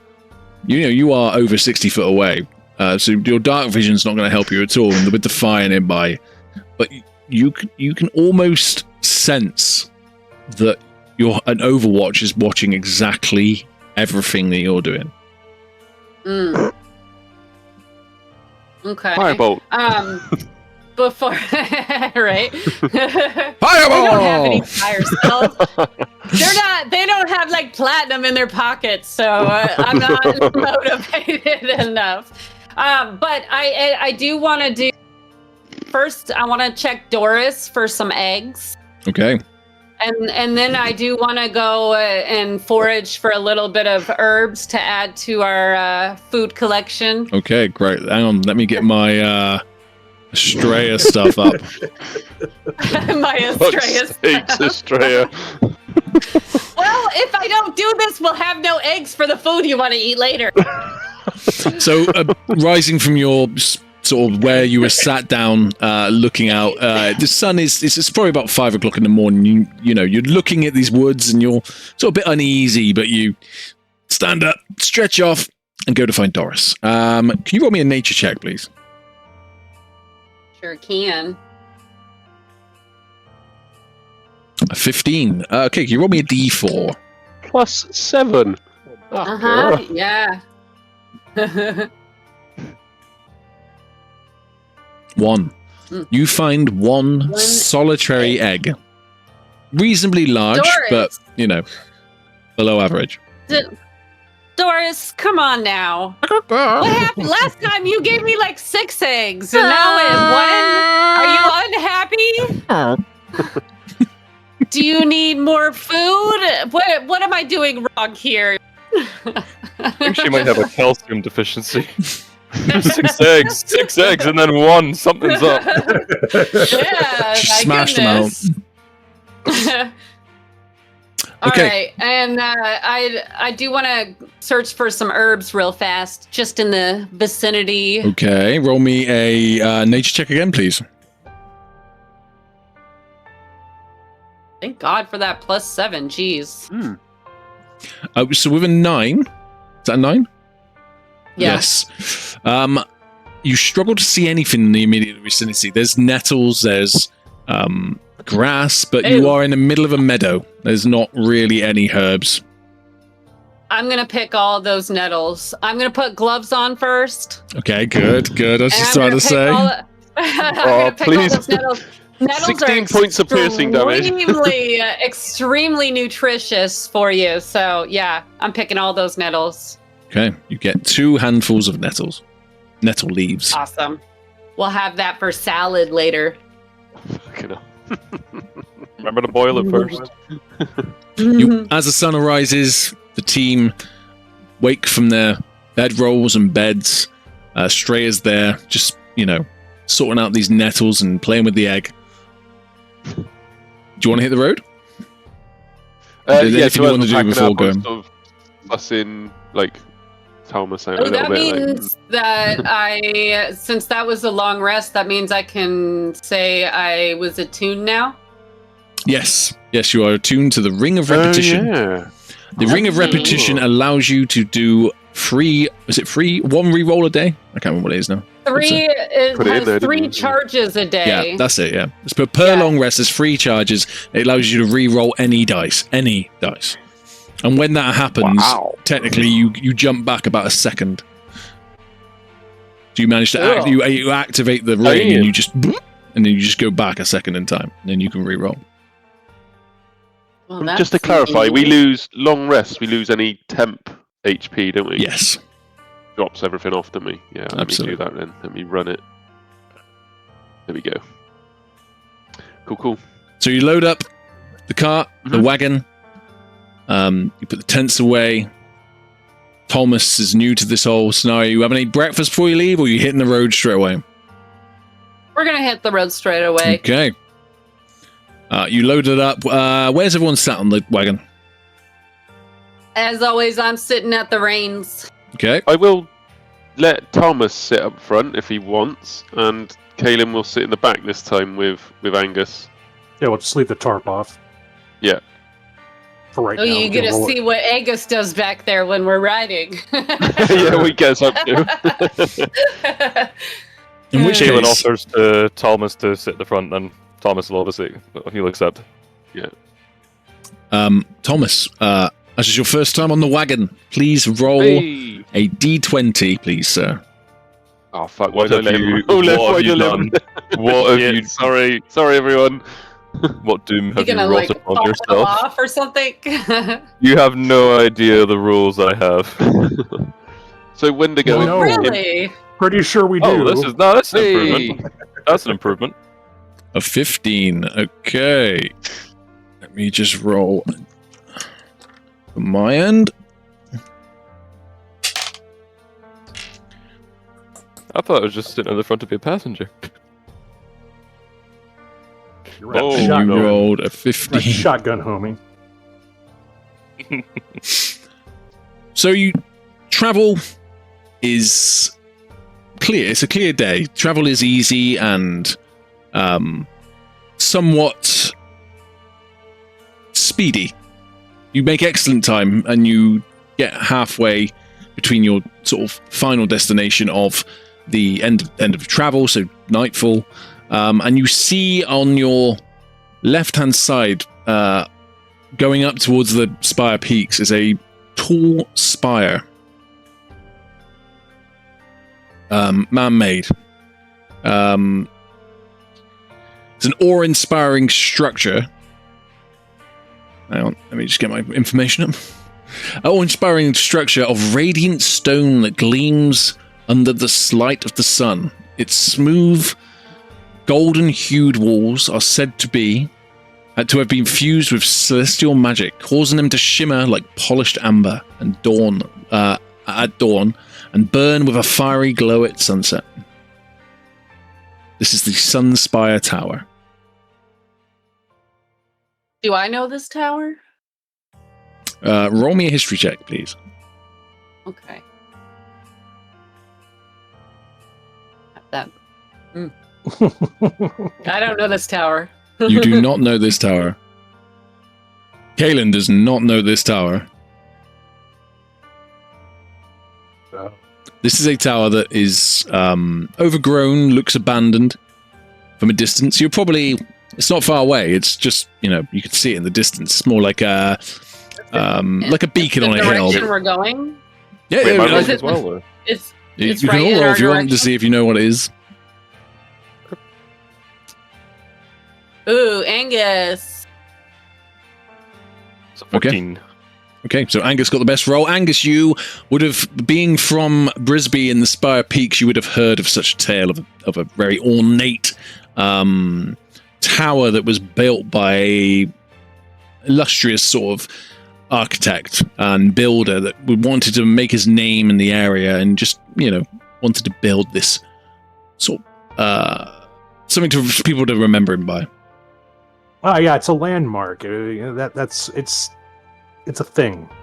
Sometimes people What's make in it? pilgrimages. I don't know. Probably nothing at this point. Like I said, sometimes people, depending on the time of year, they might make a pilgrimage through there. Maybe, I don't know, camp up in there somewhere by the ruins of it or on the grounds. But it's mainly just. Wait a minute. What if the robed people went there? Do you think we can see a whole bunch from up top there? By robed people, you mean the cult you discussed with me? Yeah. Right. Cult of the Whispering One? Correct? Yes. The Abed Whispers. You actually listened to Angus. Bravo. Angus he's stunned for 2 turns.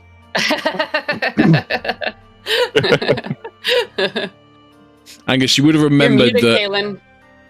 Angus, you would have remembered that rumors sort of persist that the utmost chamber holds sort of an eternal flame that always burned as a beaker, almost seeming like a divine energy that could bring sort of salvation to people. It was almost like a beacon of hope. Sorry, did you say it was on the way? It's not a detour for us too much.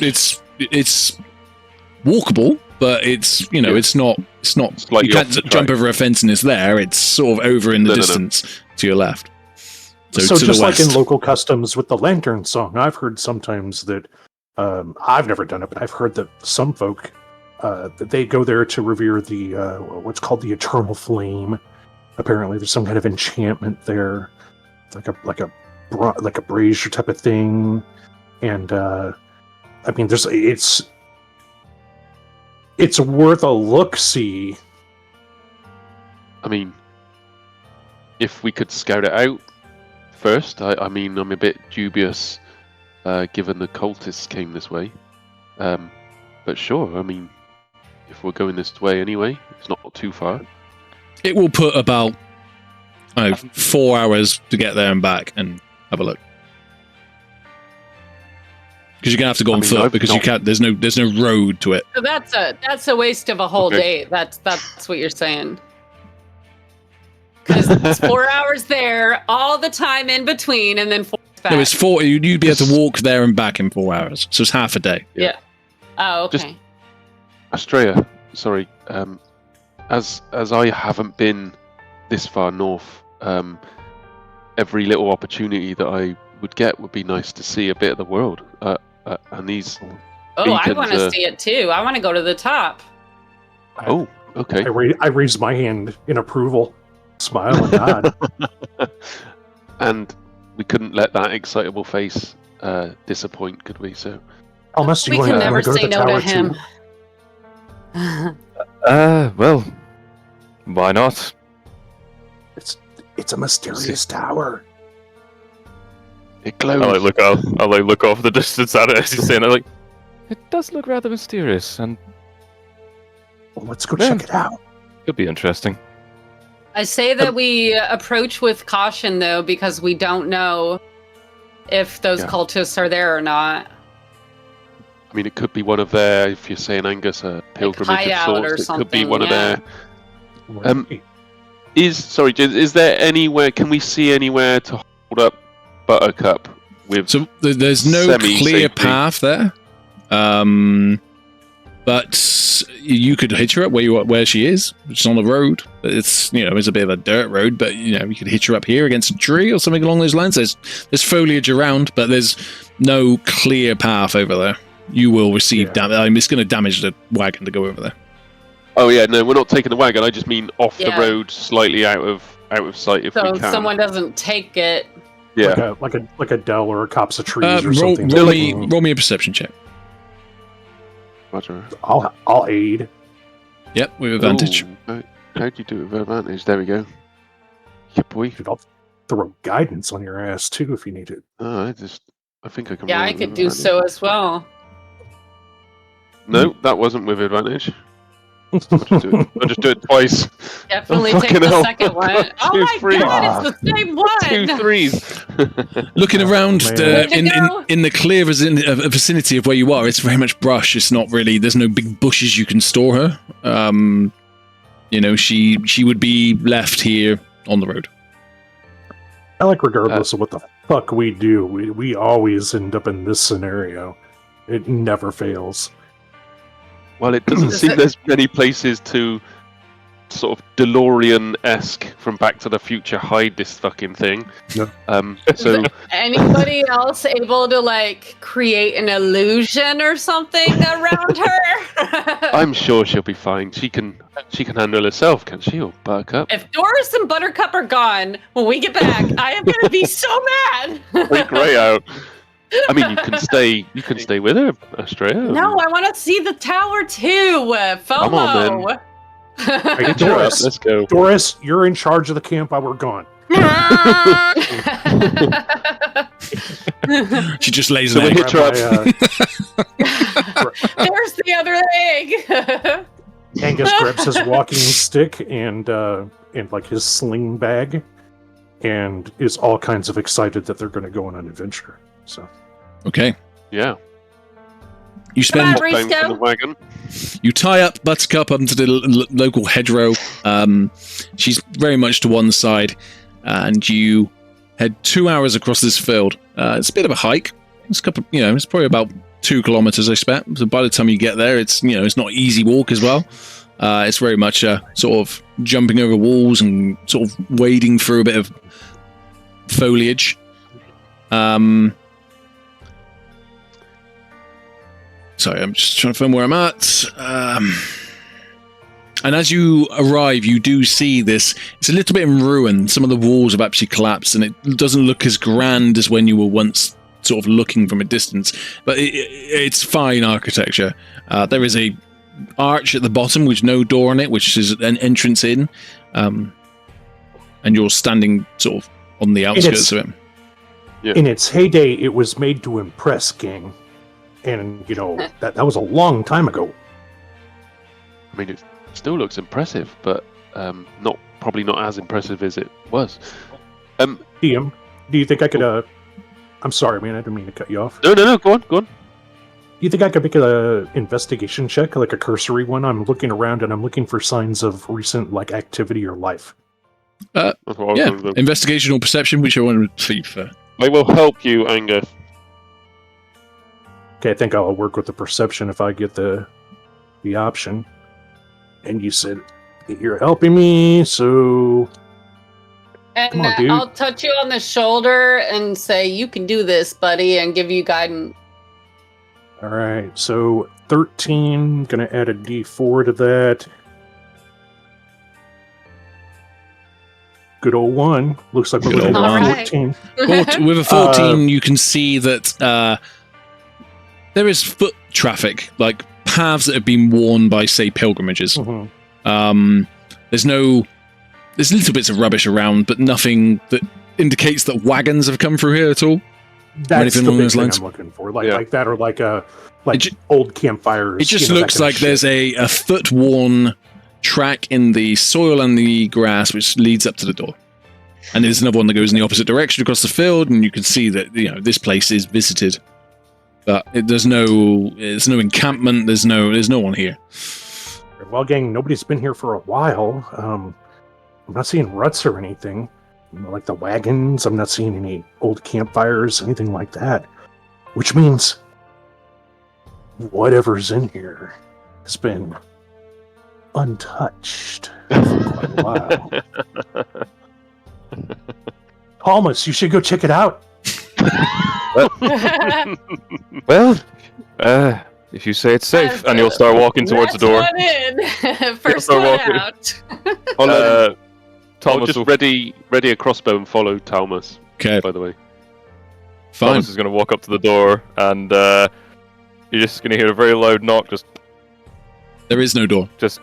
It's an arch. Oh wait, there's not. There's an archway. with I thought there was no a door in the archway. No, you know, there's an archway with no door. But yeah, this okay, no, just walk straight through. Walk straight through. It's fine. I Thomas. did say archway with no door on that because I thought. Yeah, you did. Sorry about that. That's fine. Doesn't matter. I just making sure I didn't fuck up.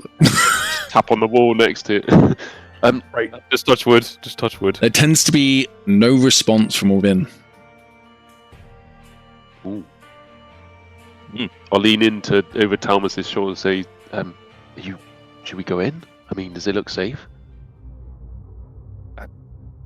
I don't know. I'll start like looking around. Makes me feel different. Can I make a perception check? Yes, that's absolutely. right. You're gonna have to give me a Roll second. away. Something's happened. So D&D Beyond. What's As it that? always does. Perception check. Right there we go. It's a 15. 15. It's a open tower. Walls have crumbled down inside. You can see that the perimeter was once immaculate. You can see that there was line work plaster all over the walls and intricate sort of drawings, and there's a bit of a mural on one end, but grass and time has started to take over this tower. And there is a tree growing in one corner, and the one part of the wall slightly crumbled away. The structural timber work you could see as you look up, half the floor is missing, and you can see the planks on the floor in front of you. There is an old staircase on the opposite side, but it does not look in great condition.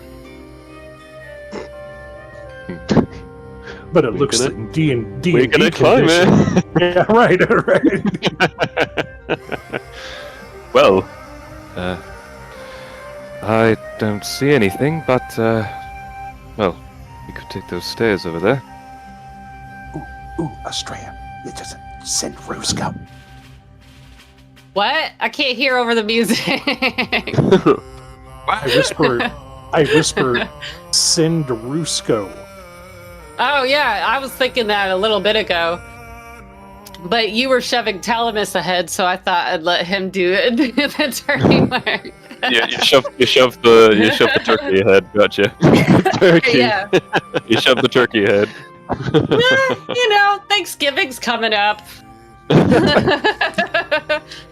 So Roscoe pokes his head up and he's like, what? Risco, I want you to go up the stairs for me and see what you can see, okay? And I'm going to put him down on the ground, and I'm going to look through his eyes as he Okay. goes up the stairs. As he goes up the stairs, I need you to roll a dexterity with advantage for him, please. Dexterity or... Dexterity I guess check. it doesn't matter. Yeah, just FYI, I'm about to fail a con check on taking a leak. So God, a can I 2 go? and a okay. 3. Yeah, 2 seconds. Yeah. Go, Bo, go. Cool. Go, Bo. Thank you. Go, Bo. Go, Bo. We'll take a bio after this little. It's like a kid's book. Go, Bo, go! Can you spell Run, bow? Forrest, run. Stop with B and O. Bow. Is that with advantage? Can you spell this Yeah. bottom? That was with advantage. I got a 2 and a 3. Fucking hell. So as Roscoe goes up the stairs, he almost makes it to the top, and one of the planks snaps at the top, and he falls and takes 2 points of damage. And he's Nice. just limping Now, on the Briscoe. floor. And he's, Get back up, you cute, adorable thing. You said he takes 2 points of damage? yeah.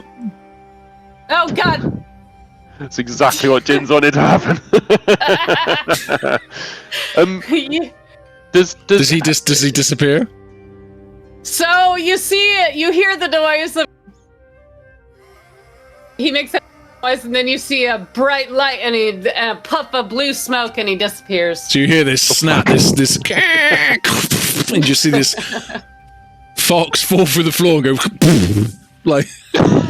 Well, before that happened, what did I see through his eyes? As you got to the top, you could just see that there was a floor level, but you didn't quite make it to the top. So you sort of got halfway up, and then it just snapped and went. So you can see that there is a floor up there, and you can see the floor above you. It's a timber floor. It's about half of it has crumbled away and is not in great condition. More stairs. Just a quick glance round. How big a tower square sort of? Square cylindrical. And it's probably, I'd probably say 15 meters across in diameter. Okay, not huge, but not huge, okay. But it's and it's probably, I'd say 45 foot tall, something like that, 50 foot tall. Okay. So it's not a church like. It's more of a sort of large sort of grain store sort of looking thing, if you imagine. Okay, like a windmilly type. Yeah, that sort of size, but obviously quite grand in its heyday, and it was. So, Kaylin's going to take out a pack of pitons. What is that? They're like climbing spikes. Oh, okay. Basically. I'm going to sort of precariously start just sort of treading on the first few stairs just to see if they're test them, just to see if they're stable. I know. Astrea's fox ran out there pretty rapid, but I'm not sure if it can take a full tiefling weight. So I'll just as you put your 2 feet on, they're just creaking, not sounding great. Cool. Astrea is so annoyed that she sent him up there and has to bring him back all over again. So I instantly, when he poofed, I misty stepped up there onto the floor. Okay. Roll me a athletics check. Okay. Because you don't know what's there. You just know that there's a floor. You can't see it. Oh, athletics. -1. So you misty step, and you actually, because you can't see the height difference between the floors, you actually misty step about a foot above the floor, and as you land, your foot goes through, and you take 3 points of 3 points of piercing damage, slashing damage, and your foot is just dangling down. So you've gone poof and gone to the top, and all the guys see it. All the guys see is you go crap, and your foot just comes through the. Oh my gosh! Oh no, Astrea! It's probably because of your thighs. Oh wait. Excuse me. Thomas is just looking up like, does this normally happen with you lot? No, I did not. Yes, I did not make that it does. Are you okay up there? I'm fine. Are you wiggle sure? my foot out of the hole. What do I see? What do I see right now? roll me a perception check, please. For the love of God. What do I see? Questionable decisions. Oh my God. Okay. They finally got up. I almost TPK'd them by going up there. So at the top, you find what in the center of the room with half the floor that has sort of collapsed below you, but there's still the center of the room is still there. It's sort of 2/3 remaining. You see a golden disc, like a bowl in front of you. It's probably 2 foot across in diameter, and it's on a pedestal, a wooden pedestal. And it's sort of it's a golden sun disc.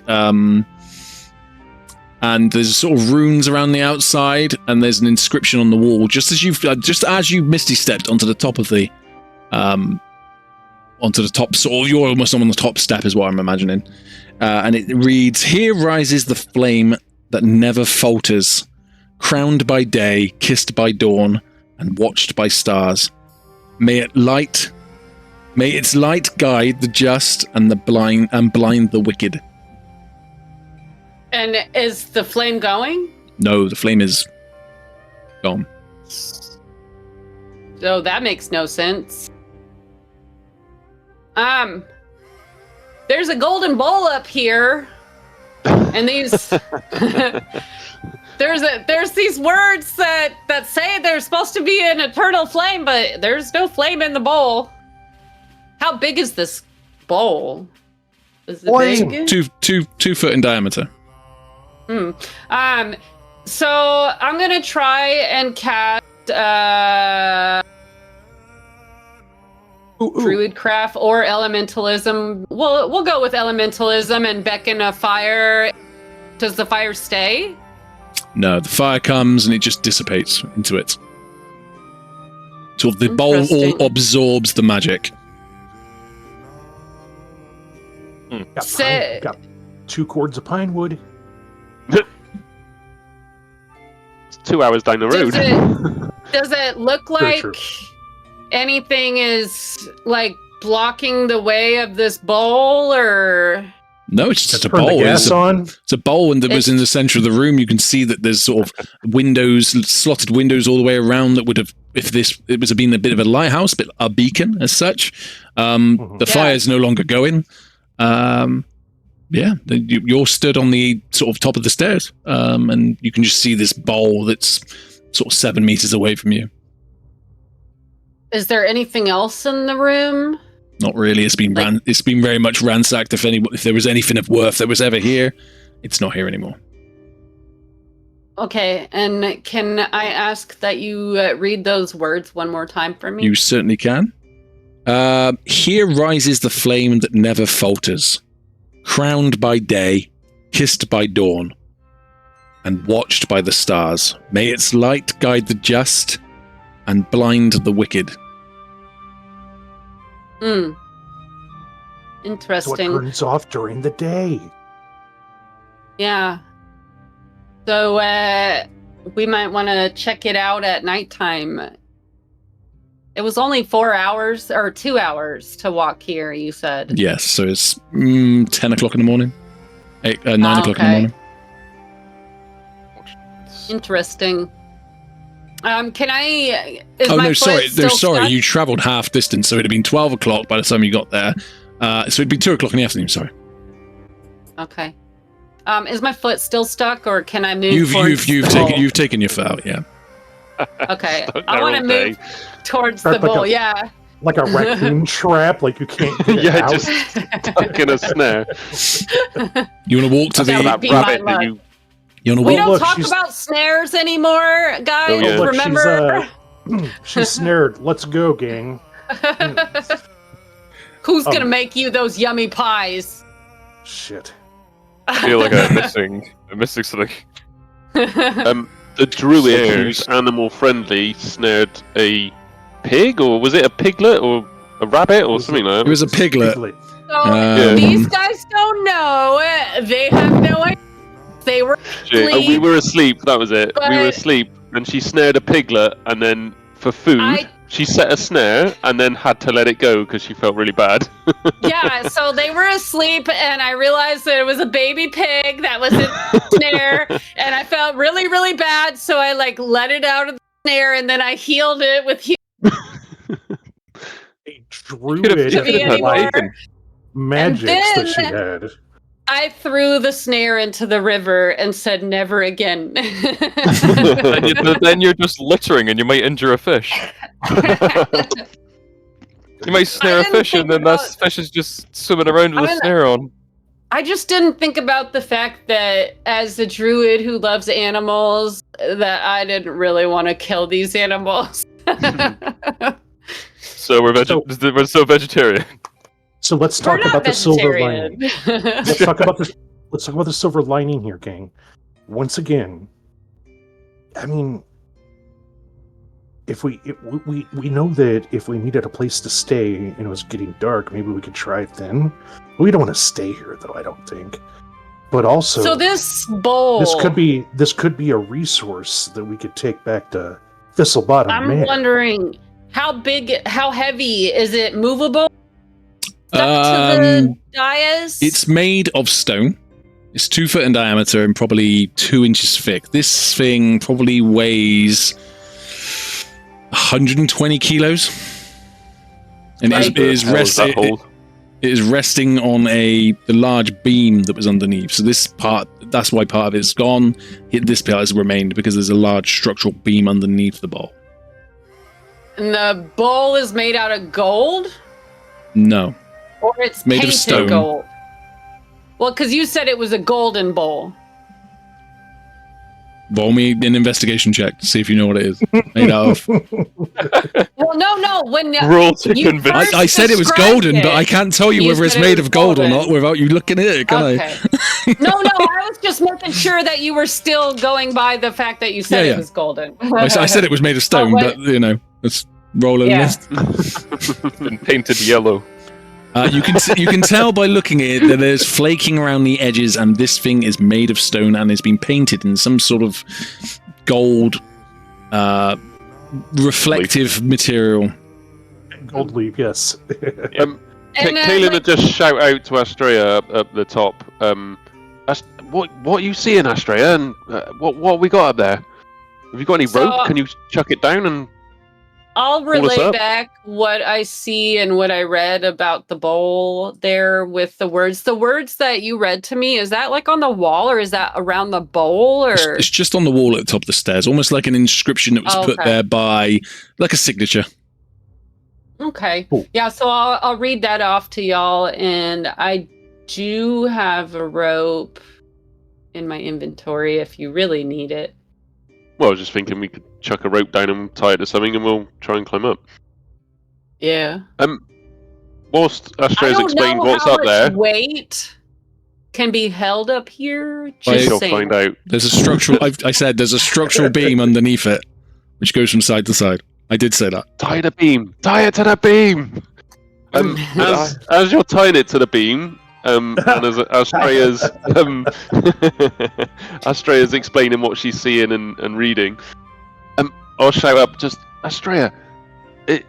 Did you tell her, Jins, that the blinds were shut? There's shutters shut? No. They're just like arrow slit windows. So when the beacon was so going, they're it not- like projected like almost like beams of light out of it. It was quite a spectacle back in its day, Bo would tell you. Yeah. But the bowl isn't lit right now, and I tried to light it with fire, and it went away real fast. I reckon You know Bo's what? right. I mean, Angus is right. Does anyone happen to know mending? I have mending Try that. on Just the fix the bowl. whole. Just fix the whole floorboards as you go. But I mean, it's gonna take some time, but No, I was thinking about that earlier, but it said that you can only mend a break or tear that's no larger than 1 foot in any dimension. Yeah. So I wasn't sure if that meant like flooring seemed like a lot more than that. Fixing a structural plank. You fix it for Yeah. 1 foot, but doesn't mean the rest of the plank's in good condition. Yeah. Right. Wait, you know what? The thing is, once again, if we need stone, we have stone and we have wood. We know where there's stone. It's already cut. Wait, Could are be you used. suggesting we rebuild this place? I think we should repurpose the stone for Thistlebottom Manor. Where are we going to carry this? We didn't even bring our cart with us. We are doing it right now, just like we didn't take everything from the Oh, damn you lumber guys. yard. We Hilarious. know Oh, where it's yeah. at. should we just wait till night and see what happens with this basin first? Yeah, That's what I wanted to do. yeah. I let's- didn't want to dismantle it now. Like, that's a whole project. As Astrea's No, I thought we were. laughing about up there, Astrea, I'll shout up. Astrea, have you tried touching it? Is it hot? Does it feel magical or? I touched the bowl. You can feel almost a slight humming coming from it, almost like it's got magical abilities that aren't activated. Oh, hey. No, it's good. It's good. Well, what you're reading, the flame that never falters. It's not a visible. Maybe you've got a. It's a invisible flame. I don't know. I run my hand over the bowl. Do I feel hot? You take 2 points of flame fire damage. Shit! It burns! It burns, you guys! By the way, don't run your hand over the bowl. The stove is hot, in case you were wondering. Maybe we've got to put a stone As, in it. as you run your hand across the top of this bowl, you can almost you disturb almost like a presence, and you can see the flicker of like an invisible mirage of a flame. Oh. It probably just doesn't show during the day. Well, it didn't blind me, so I'm not a bad guy. That's a good thing. Ooh. What kind of people did it say it blinded? The wicked. The wicked. Y'all, I'm not wicked. We're good. Estrella, do you need help up there? I'm gonna gather I don't some kindling. Angus goes outside of the tower to gather some kindling to make a small fire outside here. I'm gonna. Thomas is gonna shakily start, slowly putting one foot after the other. Just you can just hear like the slight clinking of talons as he's like going up the steps. Roll me a dexterity, please. Oh god. This is to determine how light on your feet you are. That's why it's dexterity and not Dexterity athletics. saving throw or dexterity? Dexterity check, please. Oh, not 20. You almost with your sort of bird-like reflexes, you manage to sense when the planks are going to give. You get to the top, skipping over the hole that Estrella made with her foot and landing on sort of a solider part of the floor. Well, that wasn't too difficult. You should try putting your hand over the bowl. I mean, you said it burned you. Let me try something first. Before I do that, what I'll do. So where it's Thomas. I'm gonna cast Detect Magic.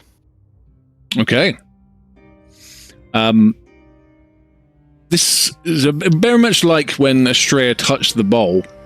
You get a very strong feeling and aura coming from the central part of the bowl, and you can very much determine that there is a magical force that is just going on in this center.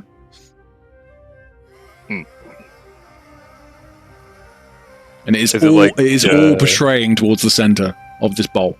Along the floors, you can almost see like veins in the floor that are going to this center. Okay. And the bowl is like stuck to this, right? The bowl's on like a pedestal it's a like huge stone bowl on a pedestal which is on top of this structural beam. Okay. I can see like veins going up the pedestal. By casting that, you can see like almost like the building is sucking magic out of this flame. Okay. The building's sucking magic out of this flame. Well, you can see that it's sort of like they are connected in some sort of form. Okay. So it's a nice thing. With what Angus said earlier, I don't think removing this would be a good idea. Yeah, structurally speaking, gang, I'm gonna get a fire down here going just in case. But you know, I mean, it's just kind of like a tourist attraction. It's just way out in the middle of nowhere. I mean, it's a location. We could come here. We know where it's at. We could mark it on the map, and we could use it as some kind of shelter if need be. Yeah, there's nothing interesting up here except this bowl. with the invisible flame. Thomas just gonna look at you as he's like kneeling down. The crazy invisible flame. You should try putting your hand over it. Again, it's arcane. Show me the hand that you put yours. It's it's healed. He's like, look. He's like, is that the actual hand? the arcane He's like, look enchantments at on it. it. The arcane enchantments on it probably work either at nighttime or maybe like it's a beacon that will alert us if danger or evil is near, something like that. Yeah. That's cool. Take a mental picture. Yep. Let's take a selfie. Should we not wait till night to see what's up with this thing, and then I will put my hand on. So what are your? Oh, you'll put your hand on it at nighttime? I'll put my. Yeah, but we'll see what's happened at night, and then I'll like. So you're gonna wait till you're gonna camp out here, are you? How far off are we? Because you said, was it like 2 in the afternoon or something, wasn't it? It was 2 in the afternoon when you were doing this. Yeah. Yeah. So if you want to wait, you have to wait 6 hours. Yeah. So the kindling I was getting for a fire outside is just because of the wording that she read to us, and I was not going to get swindled to go up there because of I might not be the fucking good guy here. So I made my way cleverly outside. I don't want to leave Buttercup and Doris. I don't want to leave them overnight. Well, me and Angus can head down to Doris. You guys can fiddle with Wait your flame. here? Yeah. I mean, that works for me. Let's do that. Sounds good. Let's split the Y'all party. are at night. so willing Split the to party leave me at with night. a stranger. We don't even know this Oh, guy. see, and you're like, leaving- sure. You're leaving Australia with a You get 4'8" peacock. you get 4 players in fucking Lanternsong. We better be splitting the party. Who? Shit.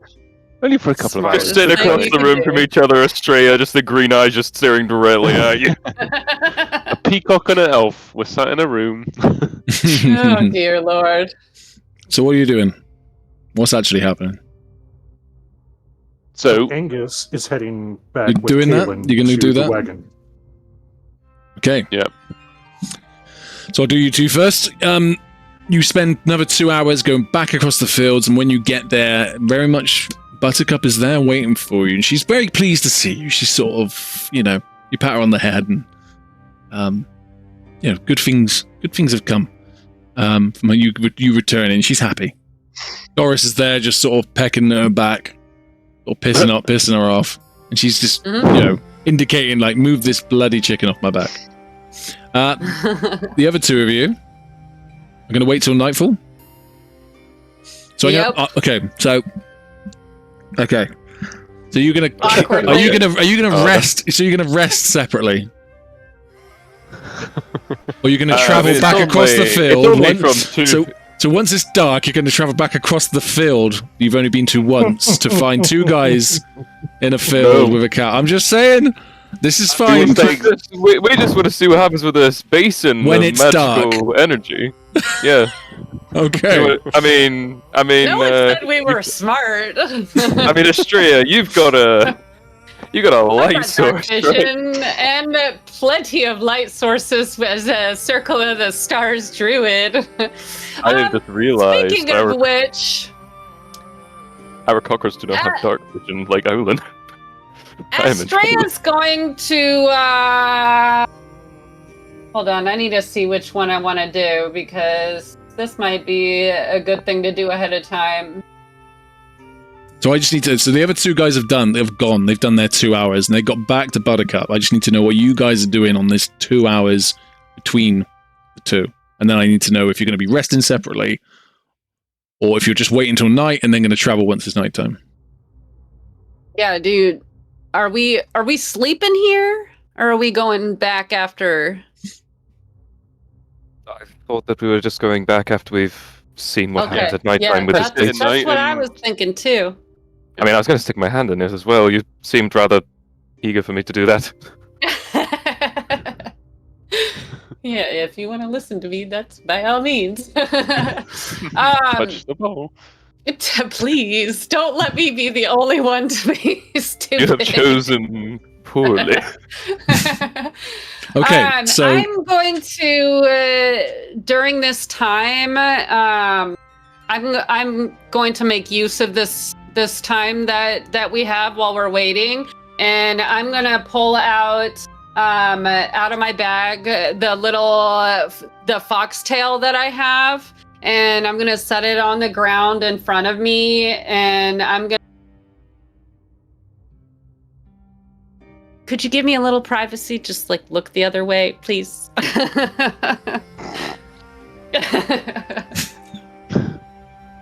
And then I'm going to get down on my knees and kind of look at you again, at Talmud. I'm a little embarrassed that I'm having to do this with you in such close quarters. But try to focus here. I'm going to get down on my knees and I'm going to look to the stars and pull my hands out, and you'll hear me sort of whisper to myself, "Starlight, spark, and cosmic dust, Rusko, waken as you must. From the void where shadows sleep, let your celestial spirit leap. Foxfire bright, return your gleam. Live again, a waking dream. Breathe the stars, Rusko, arise. Open now, your knowing." And you're going to see just like blue sparkles and smoke, and suddenly Rusko's going to appear out of that in my arms and give me. And Reese goes back. Hey! okay, And I'll put the foxtail back in my bag and get back up. That was a very interesting form of magic. Yeah. I don't normally do that in front of other people. It's a private thing. It was a little embarrassing for me. Thank you for sharing it, at least. so are you okay, I'm trying to think what to do here. Fire. So you're gonna no, but it's not dark yet. So are you gonna wait the next 5 hours to anything you want to do in five? Anything you want to do in the next 5 hours? So the next 5 hours, is there anything you want to do before you wait for that darkness? No. Okay. Thomas is just pacing silently back and forth. I'm gonna need. Just keep himself busy. You Okay. are making me so nervous. As the sun finally sets, you can see that there's a window at the top of the stairs. Where are you sat? Tell me where are you? Upstairs, downstairs? You both upstairs? You haven't moved? Upstairs. Both upstairs. Yeah, Okay. I did not want to move and have to do that again. Okay. So as the sun sets, there's a window directly opposite. Not much bigger than the other arrow slits, but a bit taller maybe. And you can see the sun just setting in it. And as it dips below the bottom, the flame starts to glow. And it's an ethereal sort of orangey color, but it's not a normal flame color. It's just got this glow to it. And the room starts to light. Ooh, Thomas, look. My, this is interesting. We're not blinded, so we're not wicked. I guess so. That's definitely comforting for me. And I'm just gonna look at Australia and just be like, considering I got in a cart with 3 strangers. Yeah, Do we see this I'm light only from- one of 3. Do we see the light from down where we are? Roll me a perception check, please. Oh shit. Hang on. It's DC 10. For fuck's sake. Nope. At this point, the light Angus. hasn't actually got that bright. It's just starting to build. So the sun's only just gone down, so it's just starting to build. It's just like a start of a hum of a glow that's starting to come out of this building. And you feel that it is building. It is getting, as the minutes go by, it is getting brighter and brighter. And Angus sort of spots it and sort of says to Kaelin, look, points in the direction. So, being this close to it, do we feel anything different, or No, it's just getting brighter and brighter by the second. just a cool looking light?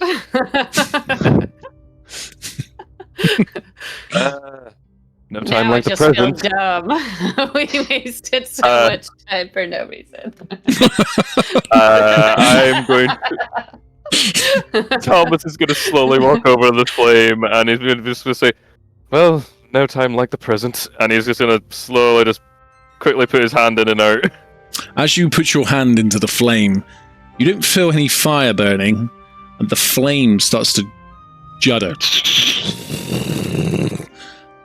What? And you get this sensation like you're in your hand, and it sort of spreads up your arm, and it goes to your chest, it goes up your neck, and you are blinded for the next hour.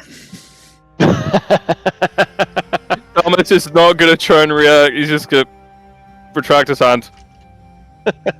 Well, that's interesting.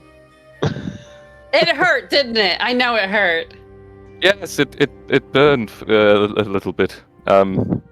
He's just going to try and listen out for where she's talking from. Let's go ahead and make our way back. I don't think there's anything interesting about this. He's got to get back blinded. I agree. Can I roll? Roll a perception, please. I'm going to try and follow. So so you're going to roll a perception to go back to the stairs. To try and follow her footsteps as... Yeah. Like disadvantage, right? 'Cause Oh, he's blind. hugely disadvantaged. Yeah, massively. Okay, that is a 13 for first roll. Should I disadvantage? Yes, please.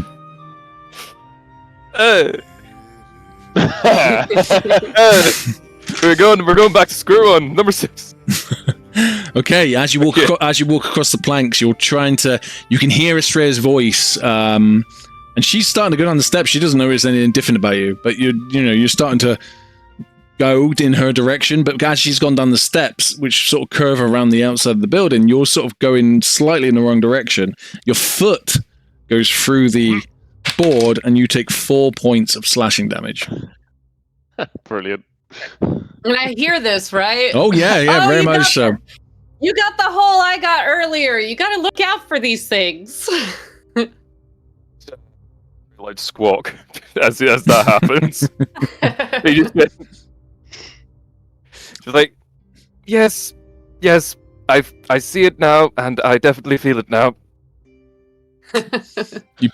You pull your foot I have back a out? little hand, please. And you just get it, and that's if you come back. Do you need some help? Yes, I very much do need some help. And he's like reaching a hand out. I reach my hand not out. in like a general direction. He's just literally got his hand out. Since I have dark vision, I just reach towards your hand. The room's light brighter. Every right. second, this room is becoming a bit of a lighthouse. It's building. You almost feel this energy of it sort of like, very building up. So you grab him by the arm, pull him back out. Right. Okay.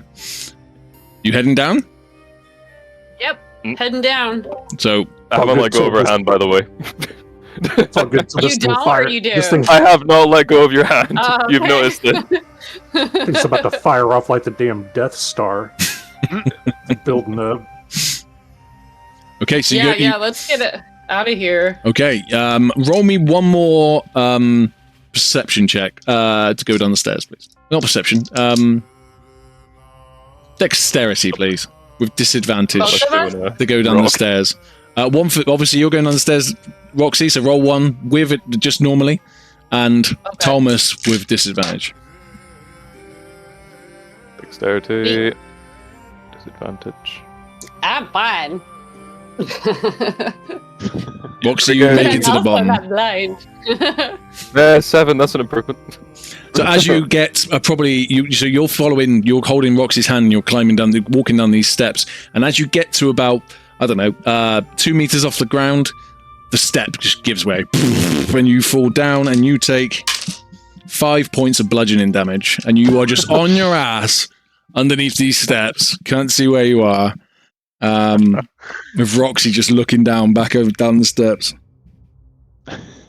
Well, that's unfortunate. Didn't you see that step? I just jumped right over it. Why did you walk on it? This is just face down. He's just groaning. He's just groaning. All right, I grab his hand to try and help him back up. Come on, let's get out of here. It's only getting darker outside. Yes, inside. He's like clutching his head with his other hand. You head out of the Sunspire Tower and out of the archway in which you come, and the trees around you are starting to glow. And you look back behind you to look. Well, Astrea does. Look back behind you to sort of notice what's going on. This is beautiful sort of effect, almost like ethereal. It's not as bright as a lighthouse, but it's almost like ethereal sort of magic in the air. It almost looks like waves of cloud, like lit cloud going out in all directions, like a sun would. So it's so beautiful. Are you seeing this? Oh my god. He's just looking up where he's standing. He's like facing off to the left. Like he's not even looking in the right direction. He's like 45 degrees to the left, looking up from where you're looking. It's so beautiful. He's trying to play this part. He's like, Are you okay? Yeah, it is beautiful. Yeah. Are you looking at the stars? What's going on over there? I just feel as if I saw something over here instead. Oh, okay. I mean, the lighthouse is beautiful, it is, but I thought I saw something. Huh.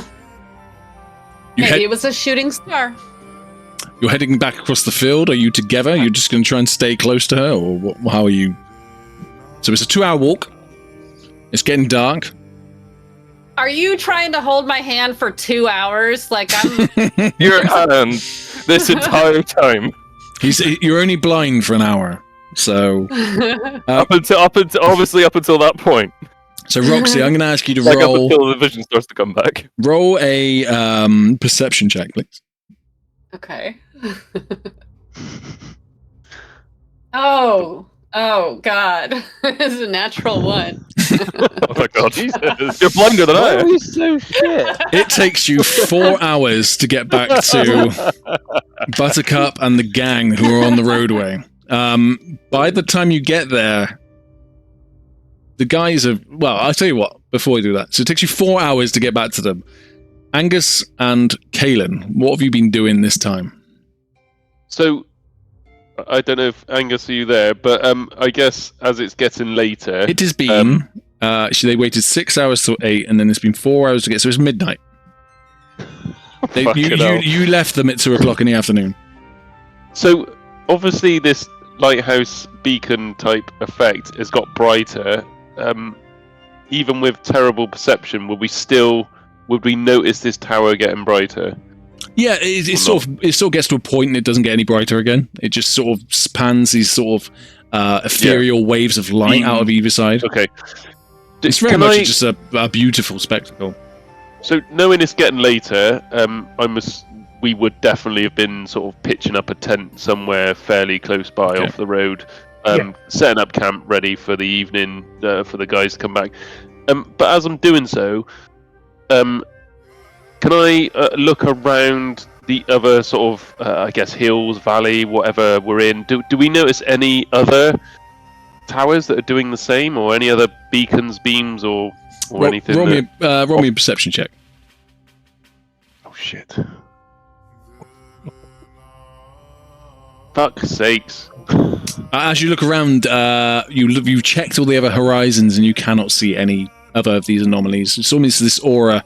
It's like the northern lights just sort of coming out of this, but like an orangey light just sort of coming out of this tower. I wouldn't be too discouraged, Kaelin. Here's the thing. I mean, you're like bastardized infernal, so you don't see it. I mean, right? So let me take a gander around, and I'll take a look.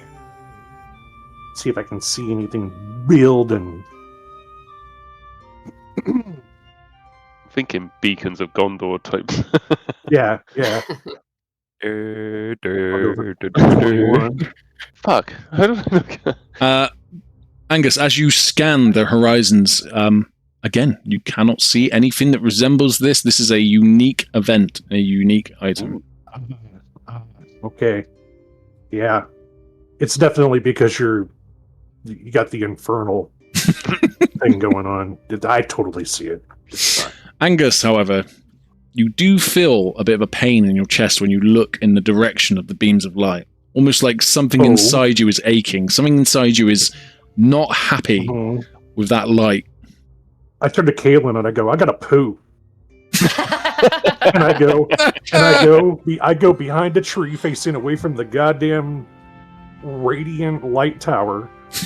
And I just sit back there and stay out of view. I'll sort of go the other side of the tree, so I'm opposite side, facing away from him, thinking he's still taking a shit. And I'll sort of like chat to him like I'm chatting to someone in a cubicle, and be like, Angus, are you okay? I mean, I know you've been having some crazy dreams and mind fuck things going on. Are you? Well, yeah, good? Yeah, I have. You know what? And I'm dealing with it. So Angus, like he's about to try to put the face on. You know what I mean? Like the front, but he just sighs, kind of like in a defeated, breathy moment, and it's like, well, there are times I'm scared, Kaylin. But you know what? I'm using it to motivate me. If we can get to the observatory, maybe we can figure out. We talk to what's his face, or figure out what the connection is. We stop the Ebon Whisperers. I mean, it seems. I think that I'm on borrowed time here. I really feel on do. Borrowed time? No, I don't feel that way. I think that way. Oh, what makes you think that? Well, it probably has something to do with the fucking demon that got in me. Decided to live rent-free. Which we thought was gone, remember? We're here now. Hi. Yeah. It just happens to, like, how do I put it? I'm having, it's not a struggle, but I'm having to be more mindful about not being rude, hateful. It feels like whenever I do get angry or adrenaline starts pumping through my veins, that it's more intense than it was 3 months ago. And you know it's happening when it happens, or you can control it, or not really.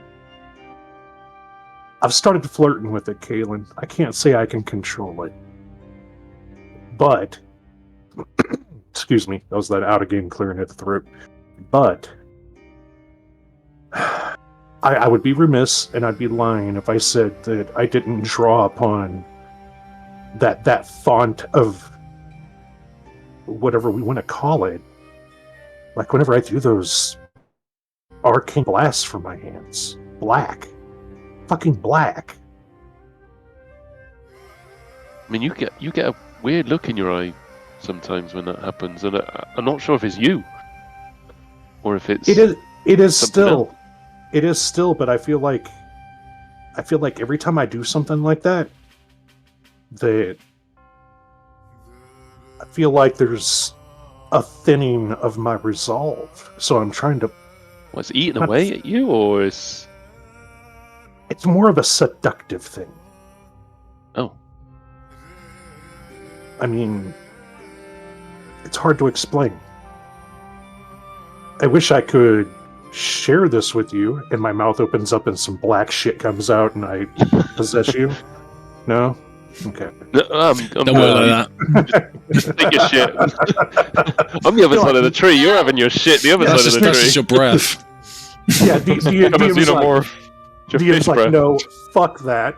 You're not doing that. You're having No. this whole conversation while you're taking a shit. No, I think Yeah, we're having a moment. we're having a moment in a You cubicle. guys are It's got really a close. Tapeworm stuff. Yeah, so it's like Parasite. it's the thing is, Caitlin, is that I think that right now, currently, I have it under control, and I think that once we get all of this settled, when we figure out what's going on, then maybe I'll find a way to not have these feelings. Can I ask you, do me a favor? Maybe just tell me when you think it's not out of control. Not under your control. You tell me. Yeah, yeah, I could do that. Fucking grim. You Hey, are you good? all Are you voice in actors. control now, Angus? Or? Baby, I don't do accents, but I can do grunting. Okay. Well, Angus, I'll leave you to your shit, and I'll go finish up setting up the tent. But Thanks. you tell me when Caitlin. shit goes south. Figuratively, not literally. Yeah, obviously. He says, Angus says What kinds of sincerely. words are poor? Yeah, Angus does say sincerely while wiping with not nettles, not steamy nettles. Some yarrow. Yeah, exactly. Yeah. Just thanks, Kaylin. Thanks for checking on me. But I think right now there isn't much to be concerned about. But if there is, because I'm pulling up my breeches, if there is, I'll let you know. Okay. I'll be honest with you and be transparent about it. Nice. Okay. Well, make sure to wipe. I already did. Okay. I'm not looking at you. I'm looking the other way. Angus, I'll leave with your earlier 21, as you stand up, sort yourself out, and pull your trousers too, you notice almost like a glowing light in the field, just zigzagging back and forth, and you get the sense that that's you guys, and they're quite a way off. I got lost. It was dark. And there's this guy that won't stop holding my hand.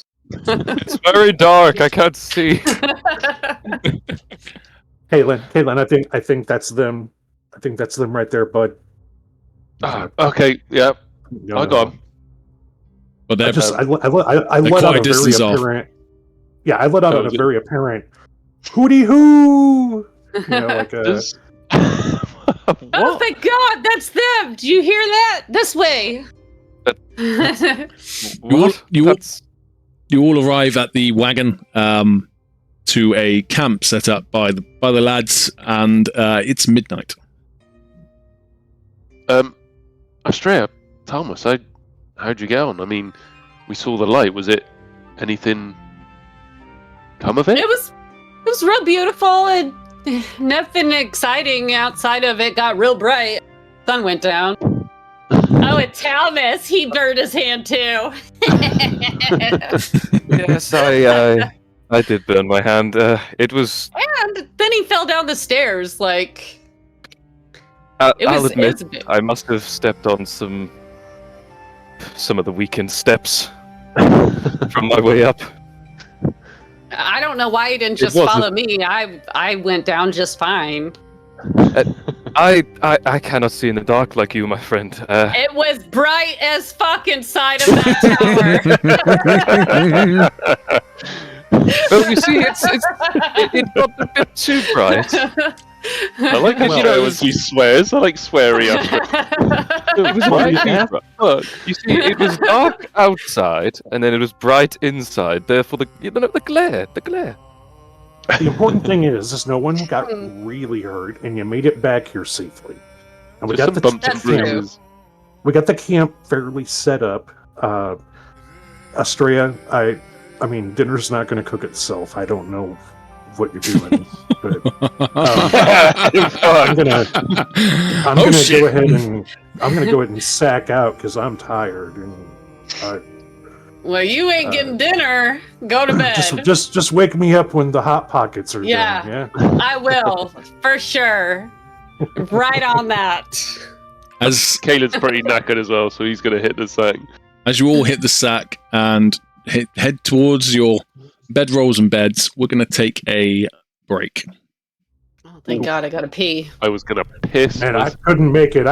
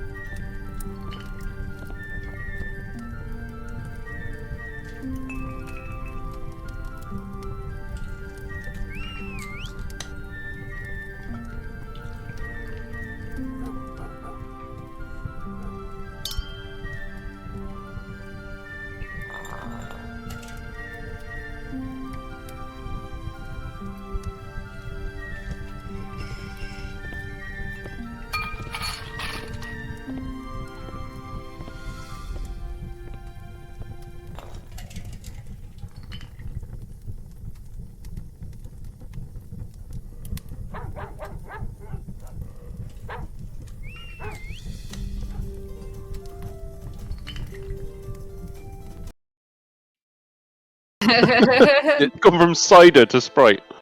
Mate, 4 hours sleep. 4 hours sleep. Hey, Wendigo, if I'm a little much, you just let me know, bud. No, you're all good. We are. We're an extrovert group. Yeah.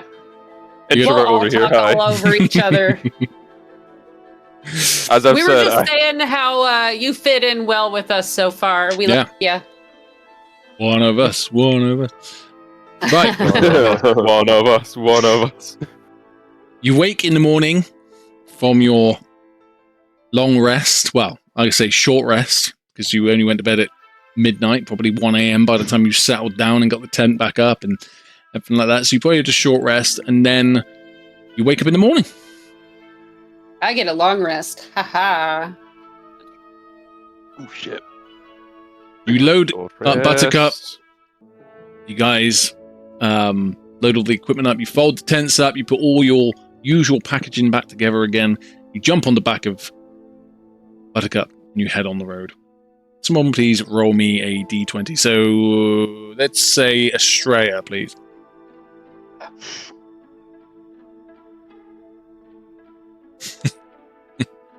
Six. Oh God, he's laughing. I don't like it. Today is a different day from the day before. The day before you had a nice, clear journey.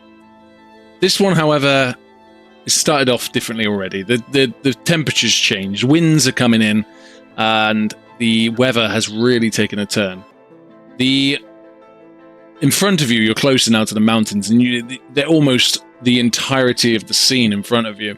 They're no longer looking either left or right, it's just mountains. And you're heading up a sort of mountainous path up the side of one of the first starting sort of valleys and hills going up to the Spire Peaks. As you come into a gladed, wooded area, you notice in front of you a tree has fallen across the road, and there's someone underneath. What do you want to do? Okay, well, never mind. Whoa. Yeah. On the back of the wagon, I don't know. So this would be Estrella and Thomas that would have seen this. It's in the middle of the roadway. Yes. So the tree has been sort of uprooted. It could be from the winds, it could be from something else, and you can see that there is someone underneath. You can't tell what condition they're in. Okay, so we don't hear anything from them. Roll me a perception check, please. Okay.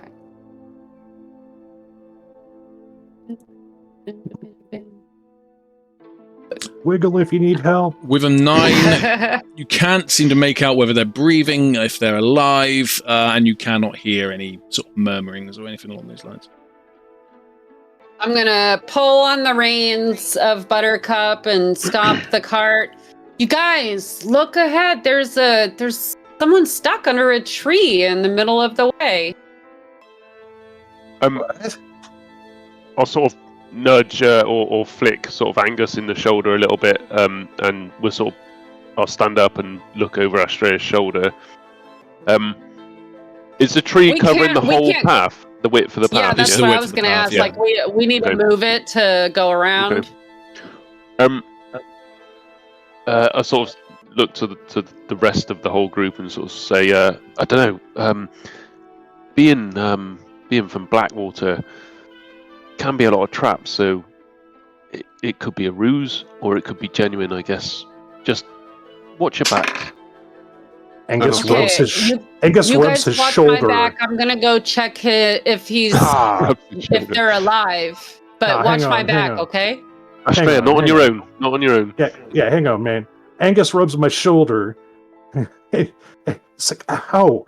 And then he flicks Kaylin back and says, just stand on Overwatch with your damn crossbow then. And I'm hopping out of the wagon, and Estrella, you're getting out of the wagon? Yeah. I want to go check and see if this being is alive. So as these two jump down and start to walk towards, I'll sort of just tap Thomas on the shoulder and say, Thomas, eyes up. I don't know what you're good with. If you have a bow or any weapon, now's the time to ready it, just in case. Could be genuine, could be a trap. As you start to approach the lady that's underneath the tree, you can see that she's of Elvish origin, wearing intricate Elvish clothes. She has a ornate bow in her hand, and she looks up and sees you, and she goes, "No, run before it comes!" I'm going to need you all to roll initiative. There's no real people under the tree. Yeah.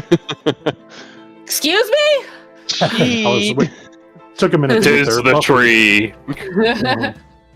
Initiative. Oh my fucking god, Kaylin's so 16. Shit at initiative is unreal. I got 16, Bruce still got 14. Okay. Now's your time, Thomas. Time to shine. Time to shine. Show us what you can do, boy.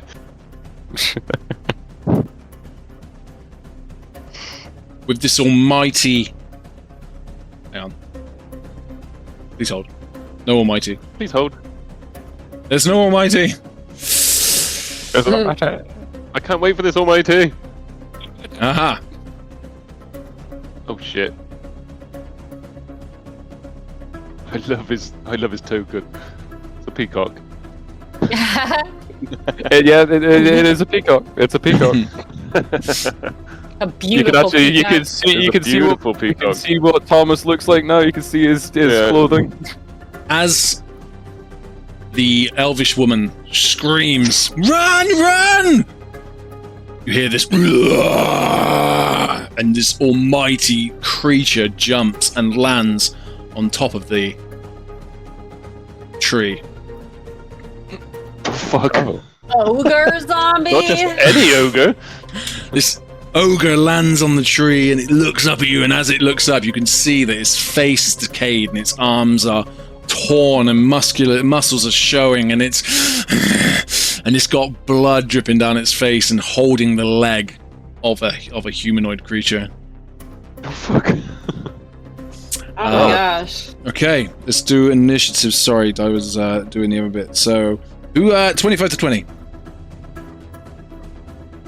20 to 15. Astrea got 16. Estrella, top of the table. As well. Oh, And Rusco is 14. I'll just Yeah, let you. we'll We'll just do it. You two after each other. Estrella. Okay. With Risco. Okay. With Risco going forward, I think I'm just going to do it so he's He just part of doesn't do your- anything anyway. Yeah. So anyone else in a 20 to 15? No? 15 to 10? No, Thomas got 16. You Oh, shouted. sorry, I didn't cut out, I think. Yeah, I know, but I don't know what's happening with the mic when it comes to Discord. 15 to 10. Okay. Bullshit is what it is. Oh, you got bad, did you? 10 to 5. 7. 9. Oh god, he got even lower than Angus. And then Kaelin. Okay. Fine. I just got to do something else. Sorry about this. Okay. Fucking evil, that bastard, isn't he?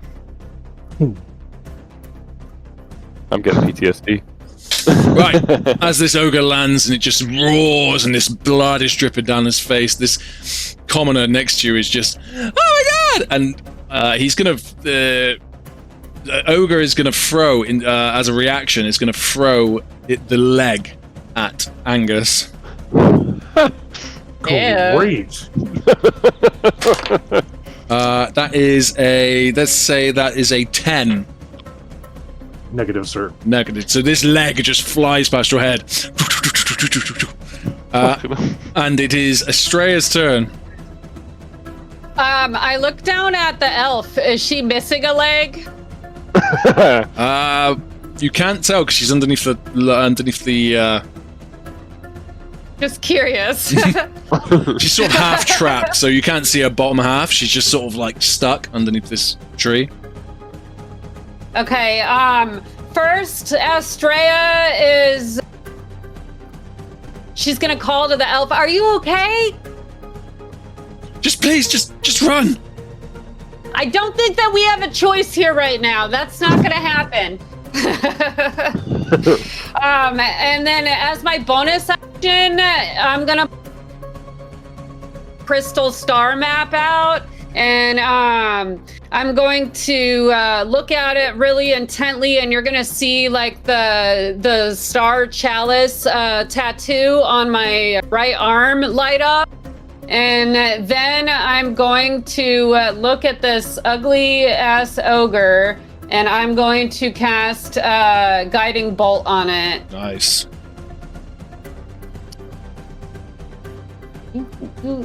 Which one do I get free? This one. Ooh, Just hits. awesome. Thank God.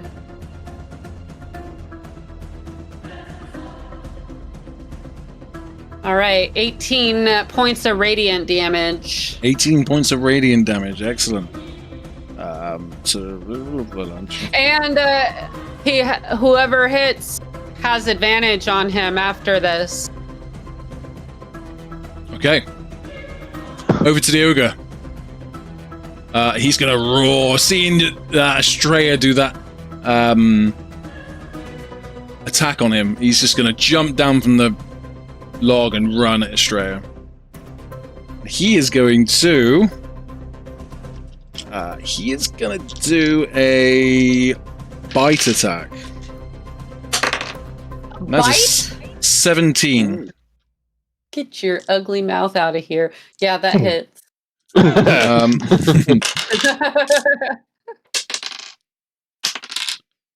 That is 7 plus 2. That's 9 points of piercing damage. Oh.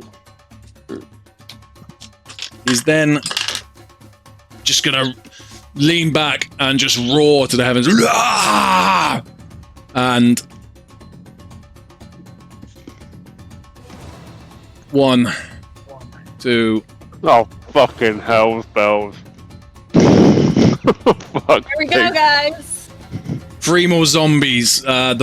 Just all dressed in this elvish sort of cloaking. Actually, no. Two of them are, and one of them isn't. One of them has got sort of a townsperson outfit on, and they just move in, and they're just and they're coming towards you. Fucking hell. We're over to Thomas. Do you know how to use that bow? Aelin, you'll definitely see this since you're right behind me. You're going to see Thomas put his kind of like almost clench his hand and then bring it to his chest, and you're going to see what looks almost like wisps of shadow start to like spread across his clothing and chest, almost like a secondary layer. Oh shit. So I will. So that is. Where is it? Mage armor? Where is it? Nice. Yep, mage armor. Kaelin's pointing his crossbow, so sort of looks at Thomas like, fuck. And with that, he's going to jump down off of the wagon and start running towards this zombie over here. So just gonna make it 30 feet about here. Okay.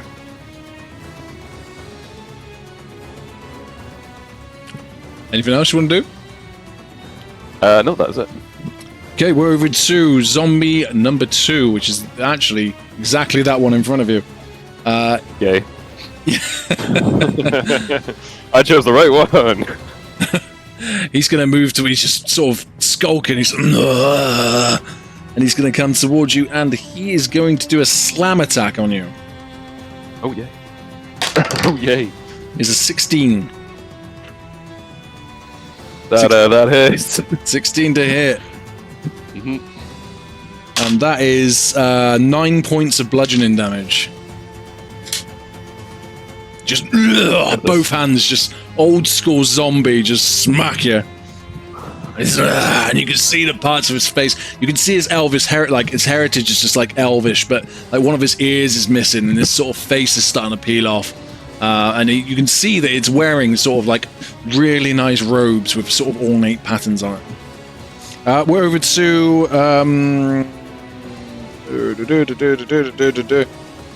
Angus. Angus would like to close on zombie number 2. I'd like to be diagonal in a flanking position from Thomas. There? Nope. Flanking position from Thomas. There? Yeah, up there. Yep. So if you would have gone past, zombie would have... Threat zone. I'm not leaving his threat zone. Okay, yeah, fair enough. I mean, unless you want to No. before So, I tried to with the leg, but it missed. Yeah. Yeah, no shit. Tried to several times, Angus. Yeah, so I'll run up on that bad boy, and come on, where's my attack set? I've never seen this character sheet before. All right. First unarmed strike.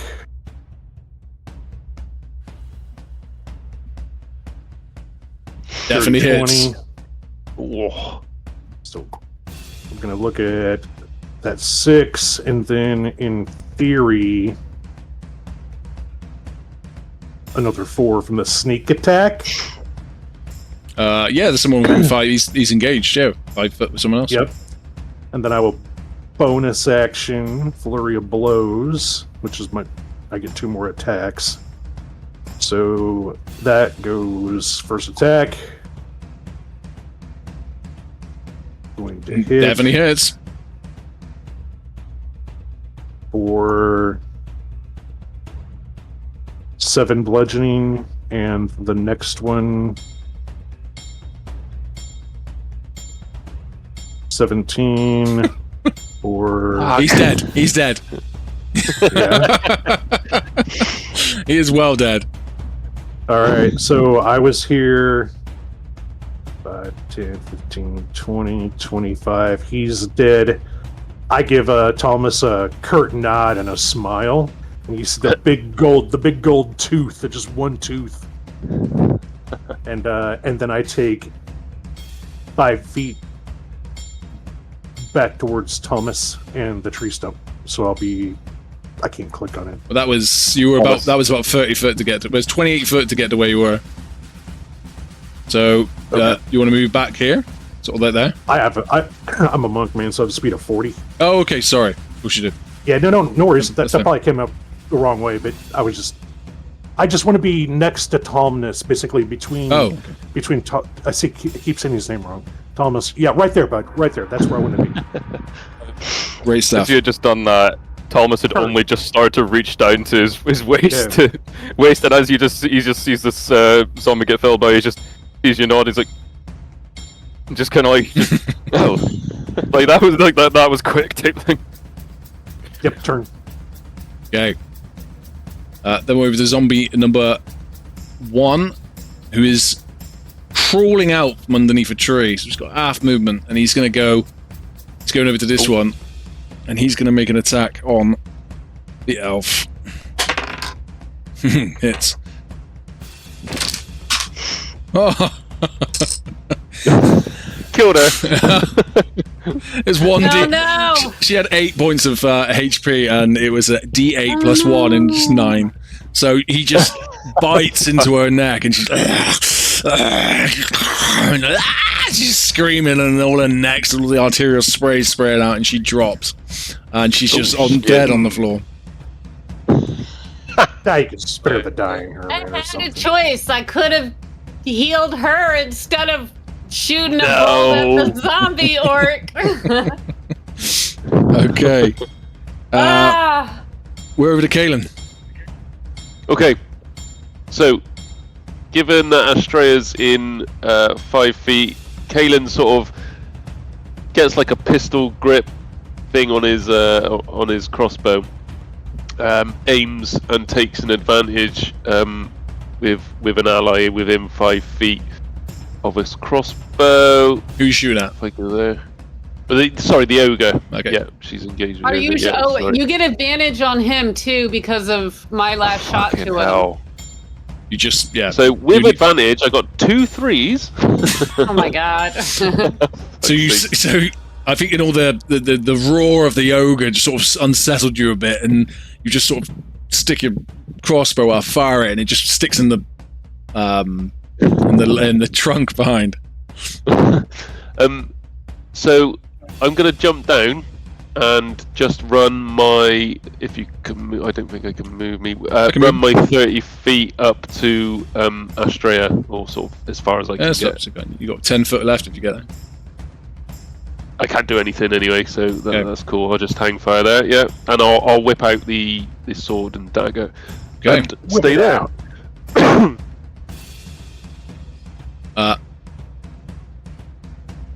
Zombie number 2 is gonna start moving. Zombie number 3, sorry, is gonna start moving his way down, and he can only get to about there because they've only got 20 foot movement because they're slow, and he's and he's just heading towards you guys.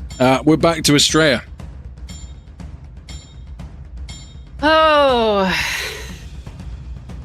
Well, I'm first going to bonus action Misty Step away from this situation.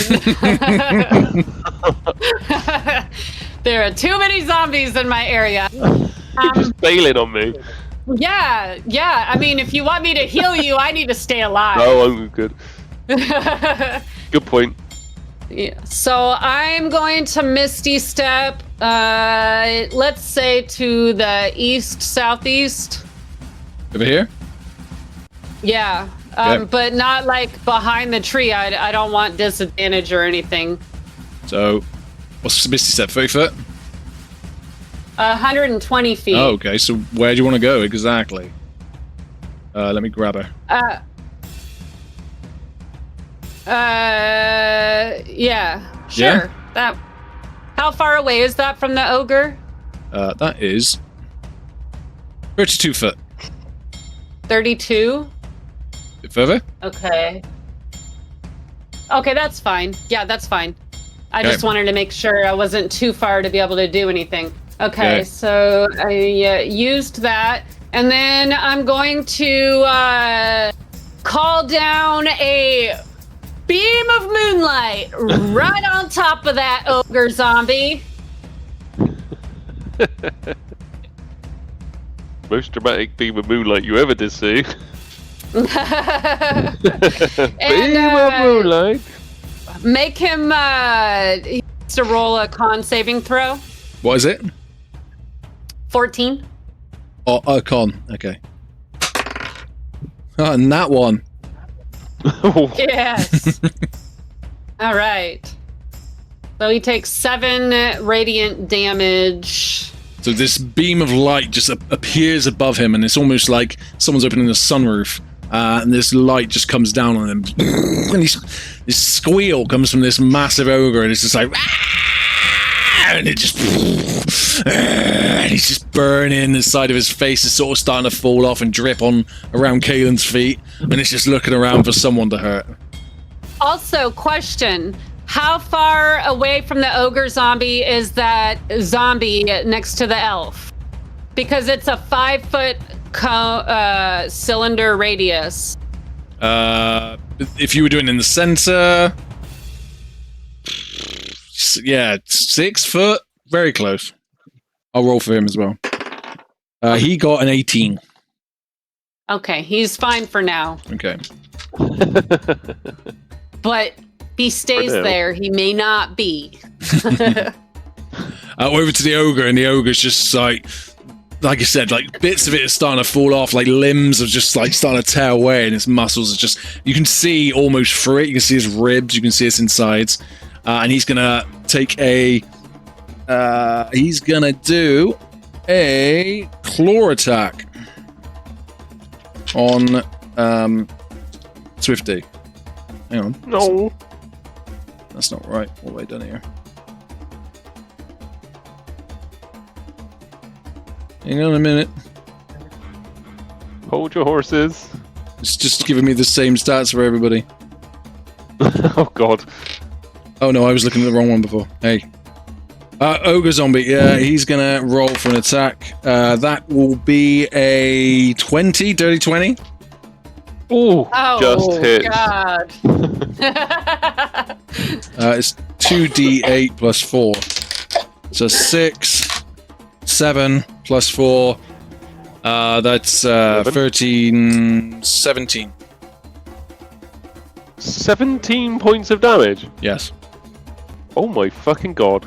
So he just brings his arms down. He's and almost like trying to squash you into the floor, and you're resisting with as best you can. You're like, and he's just like pushing his hand down on top of you.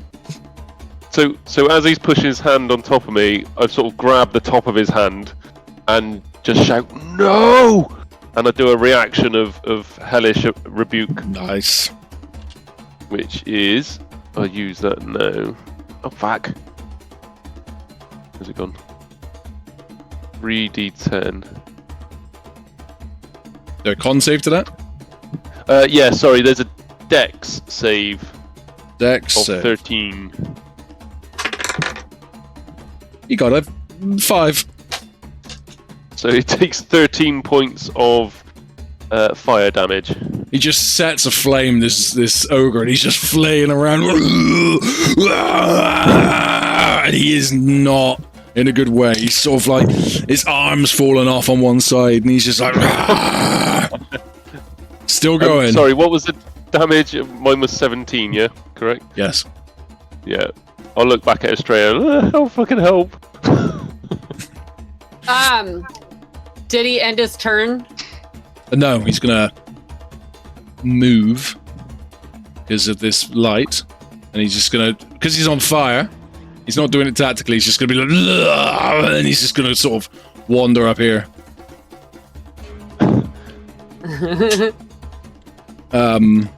He sounds a bit like Arnie as well. Do it! Don't put me on fire! That should soon be the next NPC. And then so to Thomas. I'm going to bring, once again, clench my fists, bit of shadow, and I'm going to bring it to my neck this time, and you're just going to see Thomas just, like, almost heave this, like, massive globule of, like, black phlegm just fire out from his mouth, and Gross. I'm going to go right for the ogre zombie. Okay. You miss and hit Kaylin with your spit. It's just flamed in my It mouth. hits. 19. Absolutely hits. Gross. So, it takes 11 points of necrotic damage as it hits it and starts to, like, spread into its veins like black. Estrella does not want to kiss him anymore. The ogre just falls to his knees and it just starts to shrivel, and it just, his hands break off, his fingers fall off slowly, his neck, and his head just rolls back and it just falls off and rolls across the floor. And it all just sort of disintegrates to sort of mush. Okay. Nice. Anything else you'd like to do? I'll run across here. Okay. that's my We are then on to Angus. Yeah, onward, man. Charge. I am going to... Let's make sure I do this proper here. Angus is going to move toward the zombie that is at the commoner up at the tree. Mm-hmm.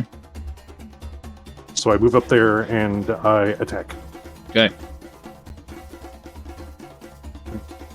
Come on now. Was looking up all my hit I could do. First attack. Look at AC 19. For 7 bludgeoning. Yeah. And then it's with the unarmed strike, so I would like it to make a DC 12 dexterity save. Okay. If it fails, it's going to be knocked prone. Was it a DC of what? 12. Dex? Dex. It's a -2, so that's a 2. He's already It is prone. knocked prone. He's already on the floor. Oh, Sorry. okay. He's already on the floor. Because he crawled Alright. across and bit the zombie on the neck. He was like, Yeah, he came from underneath stuff. Yeah, then disregarded. He's going to take a second attack. I'm getting a second attack on him then. So With my he offhand. bit that elf. Is that elf going to turn into a zombie? Who Oh, knows? no. 16 Hits. or 3 more. Excellent. Okay, you just punching this zombie, and almost like your fists are almost going in as you're punching it. And it's like, Yep. Ew, gross. How, can you give me a rough idea of how much movement I have left? yes, sir. I have a move of 40. You have 18, but Okay. Could I Can I get on top of the tree? Still be in combat? I suppose you wouldn't be, would you? Would you be leaving? Yeah, you can get on top of the tree. It's prone, so Yeah. jump or something. You know what I mean? Like Yeah. jump on top of the tree. Okay, turn. Okay. We're gonna go over to zombie number 3, and he's gonna. And he's just. When he gets to Kalen. And he is going to attack. And that is a 14. In which square you're is my mute. moonbeam? You're muted, mate. It was here. Sorry, I was taking a wee. Yeah, meets it, beats it. 14's my... Yeah, no, he's not in your moonbeam box. Okay. Moonbeam's just above us, I think. Yeah, Moonbeam. it's how do you Yeah. mark up with a? You can do it, can't you, Wendigo, with the little... Timber does it. There's a tool you can use. Yeah, there's a little, like, Hang thing. Yeah, do a circle overlay. Yep, there you go. Yeah. Nice. Okay, Good so job, he Kitzler. hits you, and he does 6 points of bludgeoning damage to you, and he just single fists you just straight in the side of the head. Back. You just got bonked. Kaden got It's not like there's a lot of brains there anyway. It's just hollow. Just this hollow donk.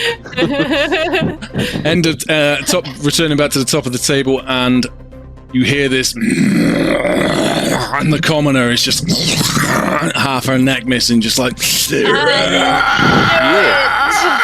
and she's coming. Oh, yeah. She has, Turned. and she is Right, also. don't get back, guys. She's gonna move to Kalen. Fuck. Don't get bit. Pass through it. That had to hurt. Yeah, it would have. Yeah, okay. I'll roll my nat 20. Apologies.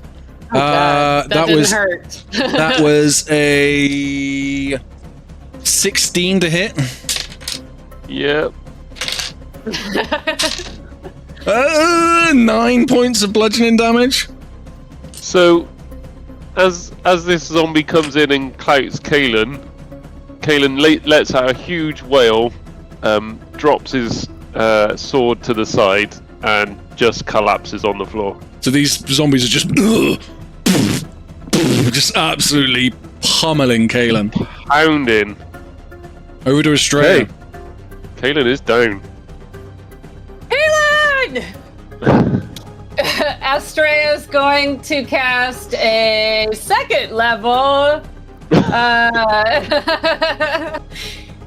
healing word. Yeah.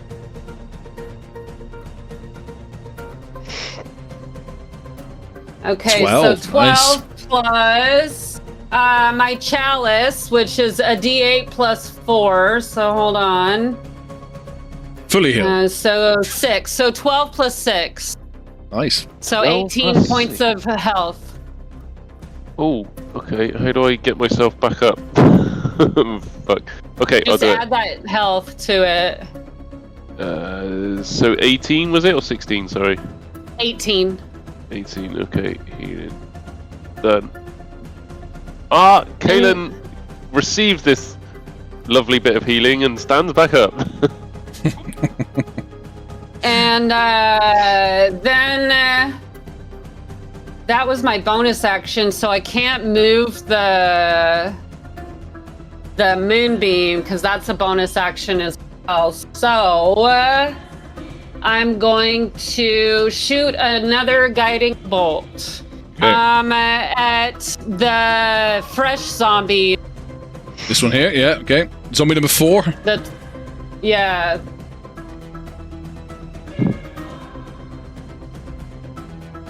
Hits. 18 to hit. 13 points of radiant damage, and you have Okay. whoever goes after. Okay, just this huge bolt of light just penetrates this zombie and just comes out the other side of it. And it's just got the elf woman that was there before is just looking at you. And half her neck's falling, she's just looking at you. And we're over to Thomas.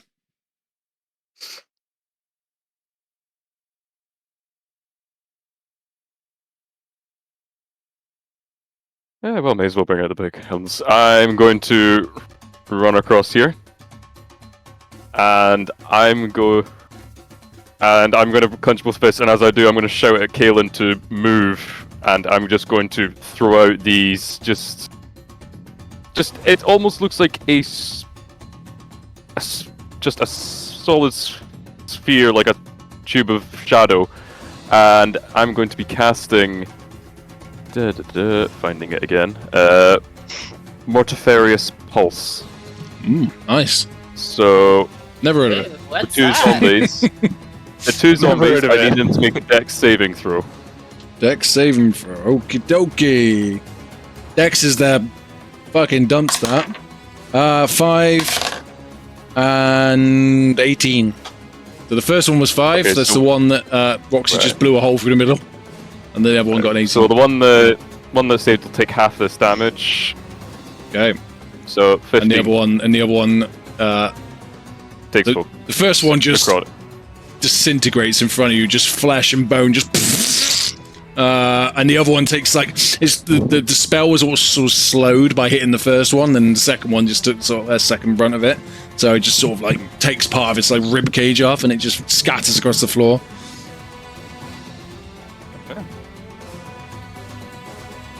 Oh, I did not mean to click that button. Ignore that. Straya does a magic spell. Yeah. Take it. I didn't do that zombie before, did I? I didn't do anything to him. Did I? No. I didn't, did I? I didn't move him. Damn it. My fault. So. My bad. But no. Yeah. Well, it's his turn. So, he's going to... So he's going to... He's just sort of looking around, looking for Angus, and he sort of notices him on top of the log, and he just starts... Half movement, just climbs up. And he's just sort of his fingernails are snapping off as he's climbing up the sides of the bark. Oh. And he is going to do a claw attack. And that is a 19 plus 3, 22. I'm kidding, dude. It's 4 points of bludgeoning damage. And he's going to just move up real close to you after he's attacked. And he's clawed up, and it's just where you're a halfling, you're sort of perched Black Widow style on top of the log, and he's just pushing himself up, and they're almost face to face, but he's prone almost, where his legs have been crushed. So he's just sort of clawing everywhere. He can't really walk, this one. Gotcha. We are over to Angus. All right, I want to see if you'll allow this. He's crawling up, right? I mean, he's He crawled up, attacked you, and then done his fighter movement to be on top. Gotcha. So, can I occupy the space that I'm going to soccer kick him? Okay. Well, I'm going to soccer kick him, but I'm hoping that I can shove him. You know what I mean? Would you allow a shove? Yeah. Can I get him to that moonbeam? Because I can shove him 10 foot. Okay, great. So I try to soccer kick him. That's so smart. Come on, dude.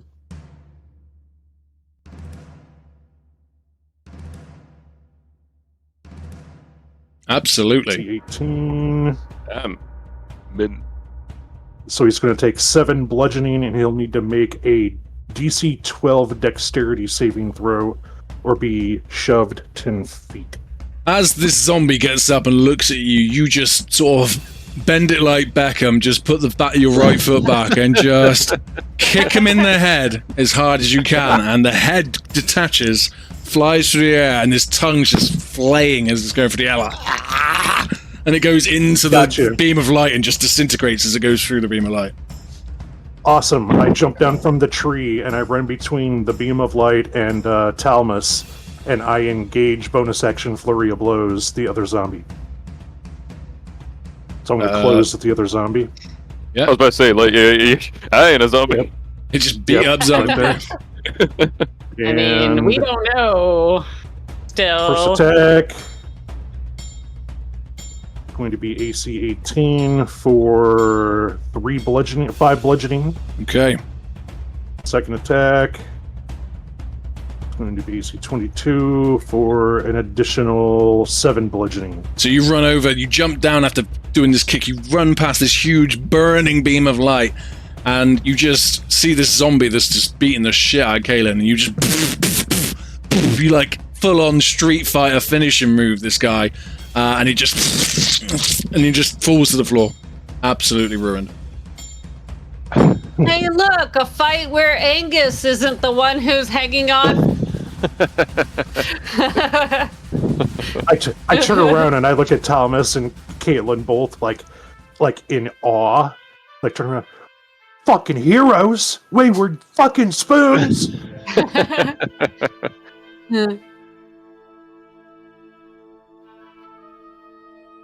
Thomas is still like looking around, just eyes darting. I want to go to where that elf chick was. You had said that there was a ornate bow on the ground. There was indeed. I want to pick that up and look at that. Okay, it's a +1 longbow. Ooh. Nice. Magical item. Andy. Loot. Yeah. This elf lady and I guess these elven-looking zombies. I'm trying to guess or ascertain, were they turned by some sort of said plague that was been rumoured to be spreading throughout? I don't know how I would investigate that on a zombie, but roll me a medicine. There's only like 2 of them left because the other ones have been disintegrated. So you got the woman underneath who was obviously bit by the zombie which crawled at her. Yeah. So she turned from being bit. But we saw, with our own eyes. That's okay. That's I guess. And there's the one with no head, and then you've got the one next to that's just been punched to pulp. So you got the one right next to you that's been punched to pulp, which was beaten by Thomas as well. So, roll me a medicine check on that, please. Medicine. I've got a +4 to medicine. Oh, 16. That's not bad. Okay. That's a good chunk. You can see this one isn't an elf. This is a human, but it's in sort of town ragged clothes, looking quite sort of poor clothes. They're not anything of the rich and mighty. And it's got a huge sort of boil on one side of his face, and sort of down its arms are boils. There are bite marks as well, but it is covered in black, sort of seeping boils. Oh, okay. Sort of giving the impression that this was a disease that took this one. So it does look like there was, in fact, some sort of plague thing going on. Okay.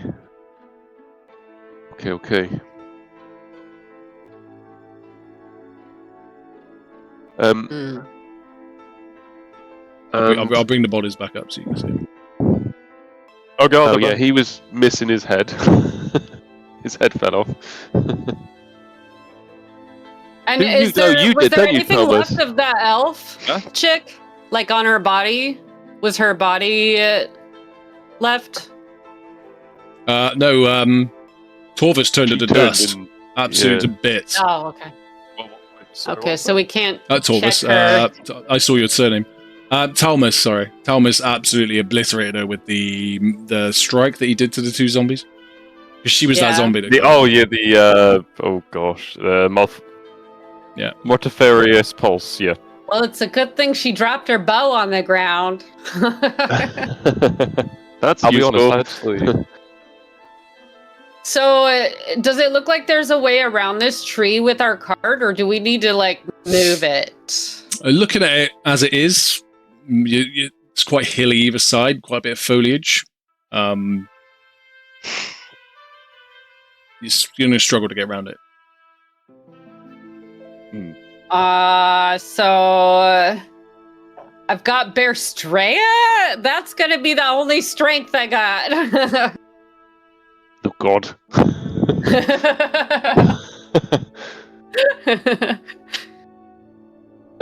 Just while Astrea's sizing up the tree, is there any elven zombies left? Bodies? This one up here that Angus punched to death. This one over here. Okay. I'll just take a look at that one. Is there any like signets, necklaces, brooches, kind of anything that would denote what kind of clan or anything? It's got a wooden.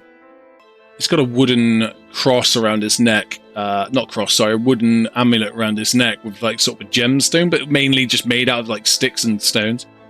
You can see amongst the boils around his neck as well, and on his face. Okay, so same sort of plague then. I'm gonna use my sword, maybe not touch any sort of neck area. Use a sword and just sort of try and pick the necklace off. Roll me a sleight of hand, please. Okay, that I am not bad at. The famous last words. Oh, that's when I get right. 7. Yeah, it's not bad. I tell you, you managed to get it off, but you can't quite get it around his head, so you cut the string which is holding it on. Okay. Yeah. Roger. I can mend that for you if you need me to. Can you just roll me a Constitution roll as well, please? Save. Oh, fuck. What? Save. Save. Shit. Oh no, you're about to get sick. I'm gonna get boiled in my face. 18! Yeah, you're fine. Thank goodness. Don't bring that shit back to our cart. They get okay? zombified. But if you know what happens, a roll right after picking up an amulet. Don't do it, man. Oh yeah, we would stay clear of amulets. Yeah, I'm staying clear of them this time. All right, so how are we going to get this tree out of the way, King? Yeah.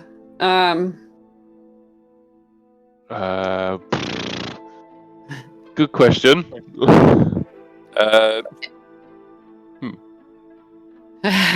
Anyone cut it? Can we cut it down to size?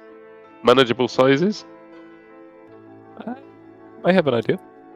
Oh, Yeah. you could do with an idea right now, Thomas. Palmas is going to walk up to the tree, and he's kind of clench his fist again, and then rest his hand on the tree, and I'm going to cast Chill Touch, and just as a little test. So, Chill Touch, if you don't know. Channeling the Chill of the Grave, make a melee spell attack against a target within reach. On a hit, the target takes 1d10 necrotic damage. I'm just going to see how far, what type, just see what the necrosis does. If you can rot the tree out.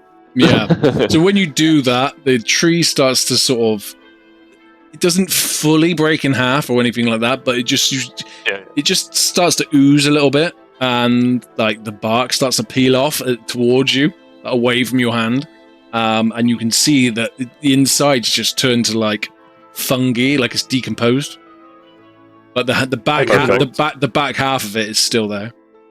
Ooh, what happens to that if I move my moonbeam over? How long does your moonbeam last? Did you cast other spells after your moonbeam? I guess it's concentration, isn't it? It is concentration. That's a good point. You did do that, actually. It would have gone, wouldn't it? It would have gone when you... No. Well, if you cast another concentration spell, it would. But I don't have any other concentration spells besides that. But it is only 1 minute, so yeah, it's gone. It'd be gone by now. I can cast Mortifarious Pulse again. Once more. Lean over to Kaelin. I'm like, I've got 2 silver. It says he uses this pecker. He's gonna peck that wood now that he's rotted. Oh, that pecker. Okay, yeah, I got 2 silver. I was wondering where the fuck you were going with that, Angus. Right, I need to check something real quick. So, does anybody have like a hatchet? Like, just yeah, curious. Maybe. I've got a big sword or short sword. Like, how do I extend it? How do I extend this on this side? What are you trying to do? I'm gonna let him do his thing. I'm trying to make a note of like a Oh my god, shapes. Oh my cone? word. Where? You can take my word. Hex, long cube. Is it cube. a really A rectangle? There you go. No, let's call it a It's long 1 o'clock square. in the morning, guys. It's just a long Parallelogram. square, man. Long square. There you go. Right, thank you. Is that 5 feet across? Yeah, roughly. Right. Okay. It doesn't need to. It doesn't need to be as long as I need it to be. It's just as long as it can go straight through the tree, because it can go up to 50 feet. That's the thing. Okay. Right. So from me, that is where I'm casting Mortiferious Pulse. I'm going to do the exact same thing as you saw before. Yeah. Just. Yeah, you cast this spell, and pulse of shadowy energy. The energy just comes out of your hands, and it's just the sort of ether and world around it just sort of shakes like a mirage, and like the tree just obliterates and just goes and just like fires either side of the water road. I'll lean across to Angus and go, "You owe me 2 silver." Yeah, I'm not the one to want to throw stones, but he's using a lot of necrotic. I know. Keep an eye on this guy. Some lumberjack. I thought you guys said he was a lumberjack. No, He didn't even pull out a hatchet or anything. no, As he does that though, he does kind of turn around and he does kind of like sucks the stagger a life little. force out of the tree, man. So yeah, Thomas he turns around afterwards, and you do notice that he kind of just feel he's kind of swaying a little bit. He's looking like that took a lot out of him. Are you Good okay job. over there? Good job, Thomas. I'm quite alright. It's just that fight plus using a lot of my strength. That's taken a lot of strength out of me. You need a good hearty meal. That's what you need. Do you need a lie down in the back of the wagon? That would be Oh nice. man, you don't want to lay back there with Angus farting the whole way through. Oh, We call maybe it I the should salted just fish. rest in the front then. Thresh as fish. Okay, you jump on the back of your wagon. Oh, You head on the journey. You head deeper into the Spire Peaks as you carry on going. You travel through the windy curves and mountainous terrain, and you come to the gates of Peaksmouth. Huh. Built into the sheer wind-scoured slopes of the Spired Peaks, the fortress town of Peaksmouth. Sorry, my finger's being a pain in the ass. The fortress town of Peaksmouth stands as the northern shield of Falinor. Its heavy wooden gates, reinforced with blackened iron, and its imposing stone walls have long withstood the icy winds and barbarous raids of the northern wilds. Watchtowers dot the ridgeline like sentinels, ever vigilant against threats and skulk beyond the snows. For decades, Peaksmouth has held the line, a bulwark of civilization against the untamed frontier. But now, something far worse than raiders claws at its foundations. Unknown to all, but most attuned, this is no ordinary disease that has taken hold of the town. Its insidious corruption wields the power of the Whispering One, whose name has not been spoken in hushed tones for such a long time in the area. Its influence sleeps through the cracks of the world, carried on dreams and shadows, feeding on fear, madness, and decay. This is where your path leads you to the next part of your journey. And that is the end of tonight's session. Ooh, Hey! nice. Good job. Good I'm job. kind of wanting to go into this town right now. I don't want it to stop. I was like, let's go in and see what the fuck is going on with these plagues. That was good. Very good. Indigo, welcome aboard, friend. I'm glad you're enjoying yourself. I hope you stick Welcome around. to the spoons. As you can see, we have our We priorities live up correct. to our name, okay? Right. The Wayward Spoons. That's right. us. They're wayward. And they're spoonish. Very. They're dodgy spoonish. Nothing Spoons is very is more fun than spooning, okay? Oh, me and Wendigo have spooned before. Don't. Oh, lovely. Yeah, Who's the big spoon? Torek, I think. Toric and Magnus have spooned. I mean, yeah, the wings draped over. Oh dear God. No, it was a mint sesh. Good, nice one. Right, thanks everybody for coming by. We have Tombs of Annihilation on Monday, as we said, and we also have The Hunger returning on Tuesday. So please drop by, say hello, drop a follow. Is that this Tuesday? This Tuesday. Nice. Absolutely. Good one. So until then, we'll see you on the other side. And as always, may your rolls be forever in your favor. Yep.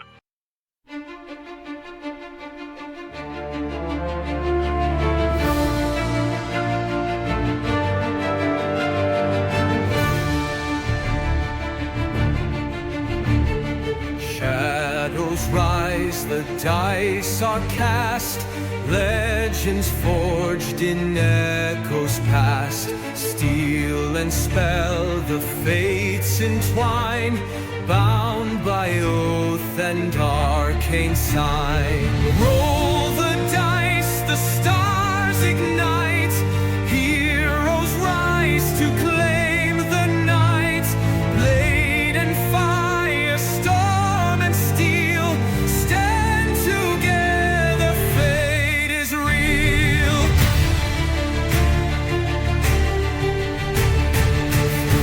Through the dark, the path unknown, whispers call from ancient stone.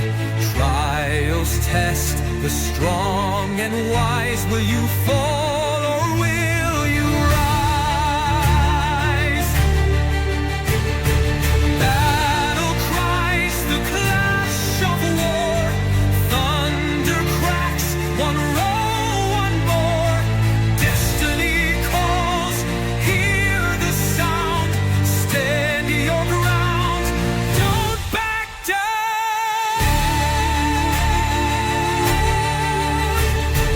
Roll the dice, the stars ignite. Heroes rise to claim the night. Victory or death untold. Dare you chase the tales of old. The adventure begins.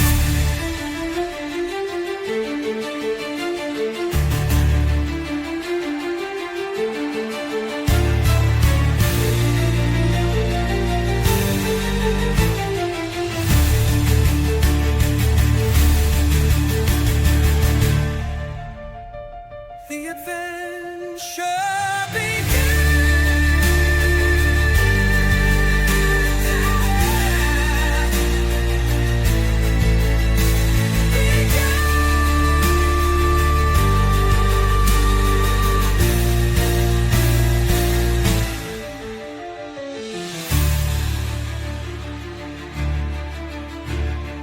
The adventure begins.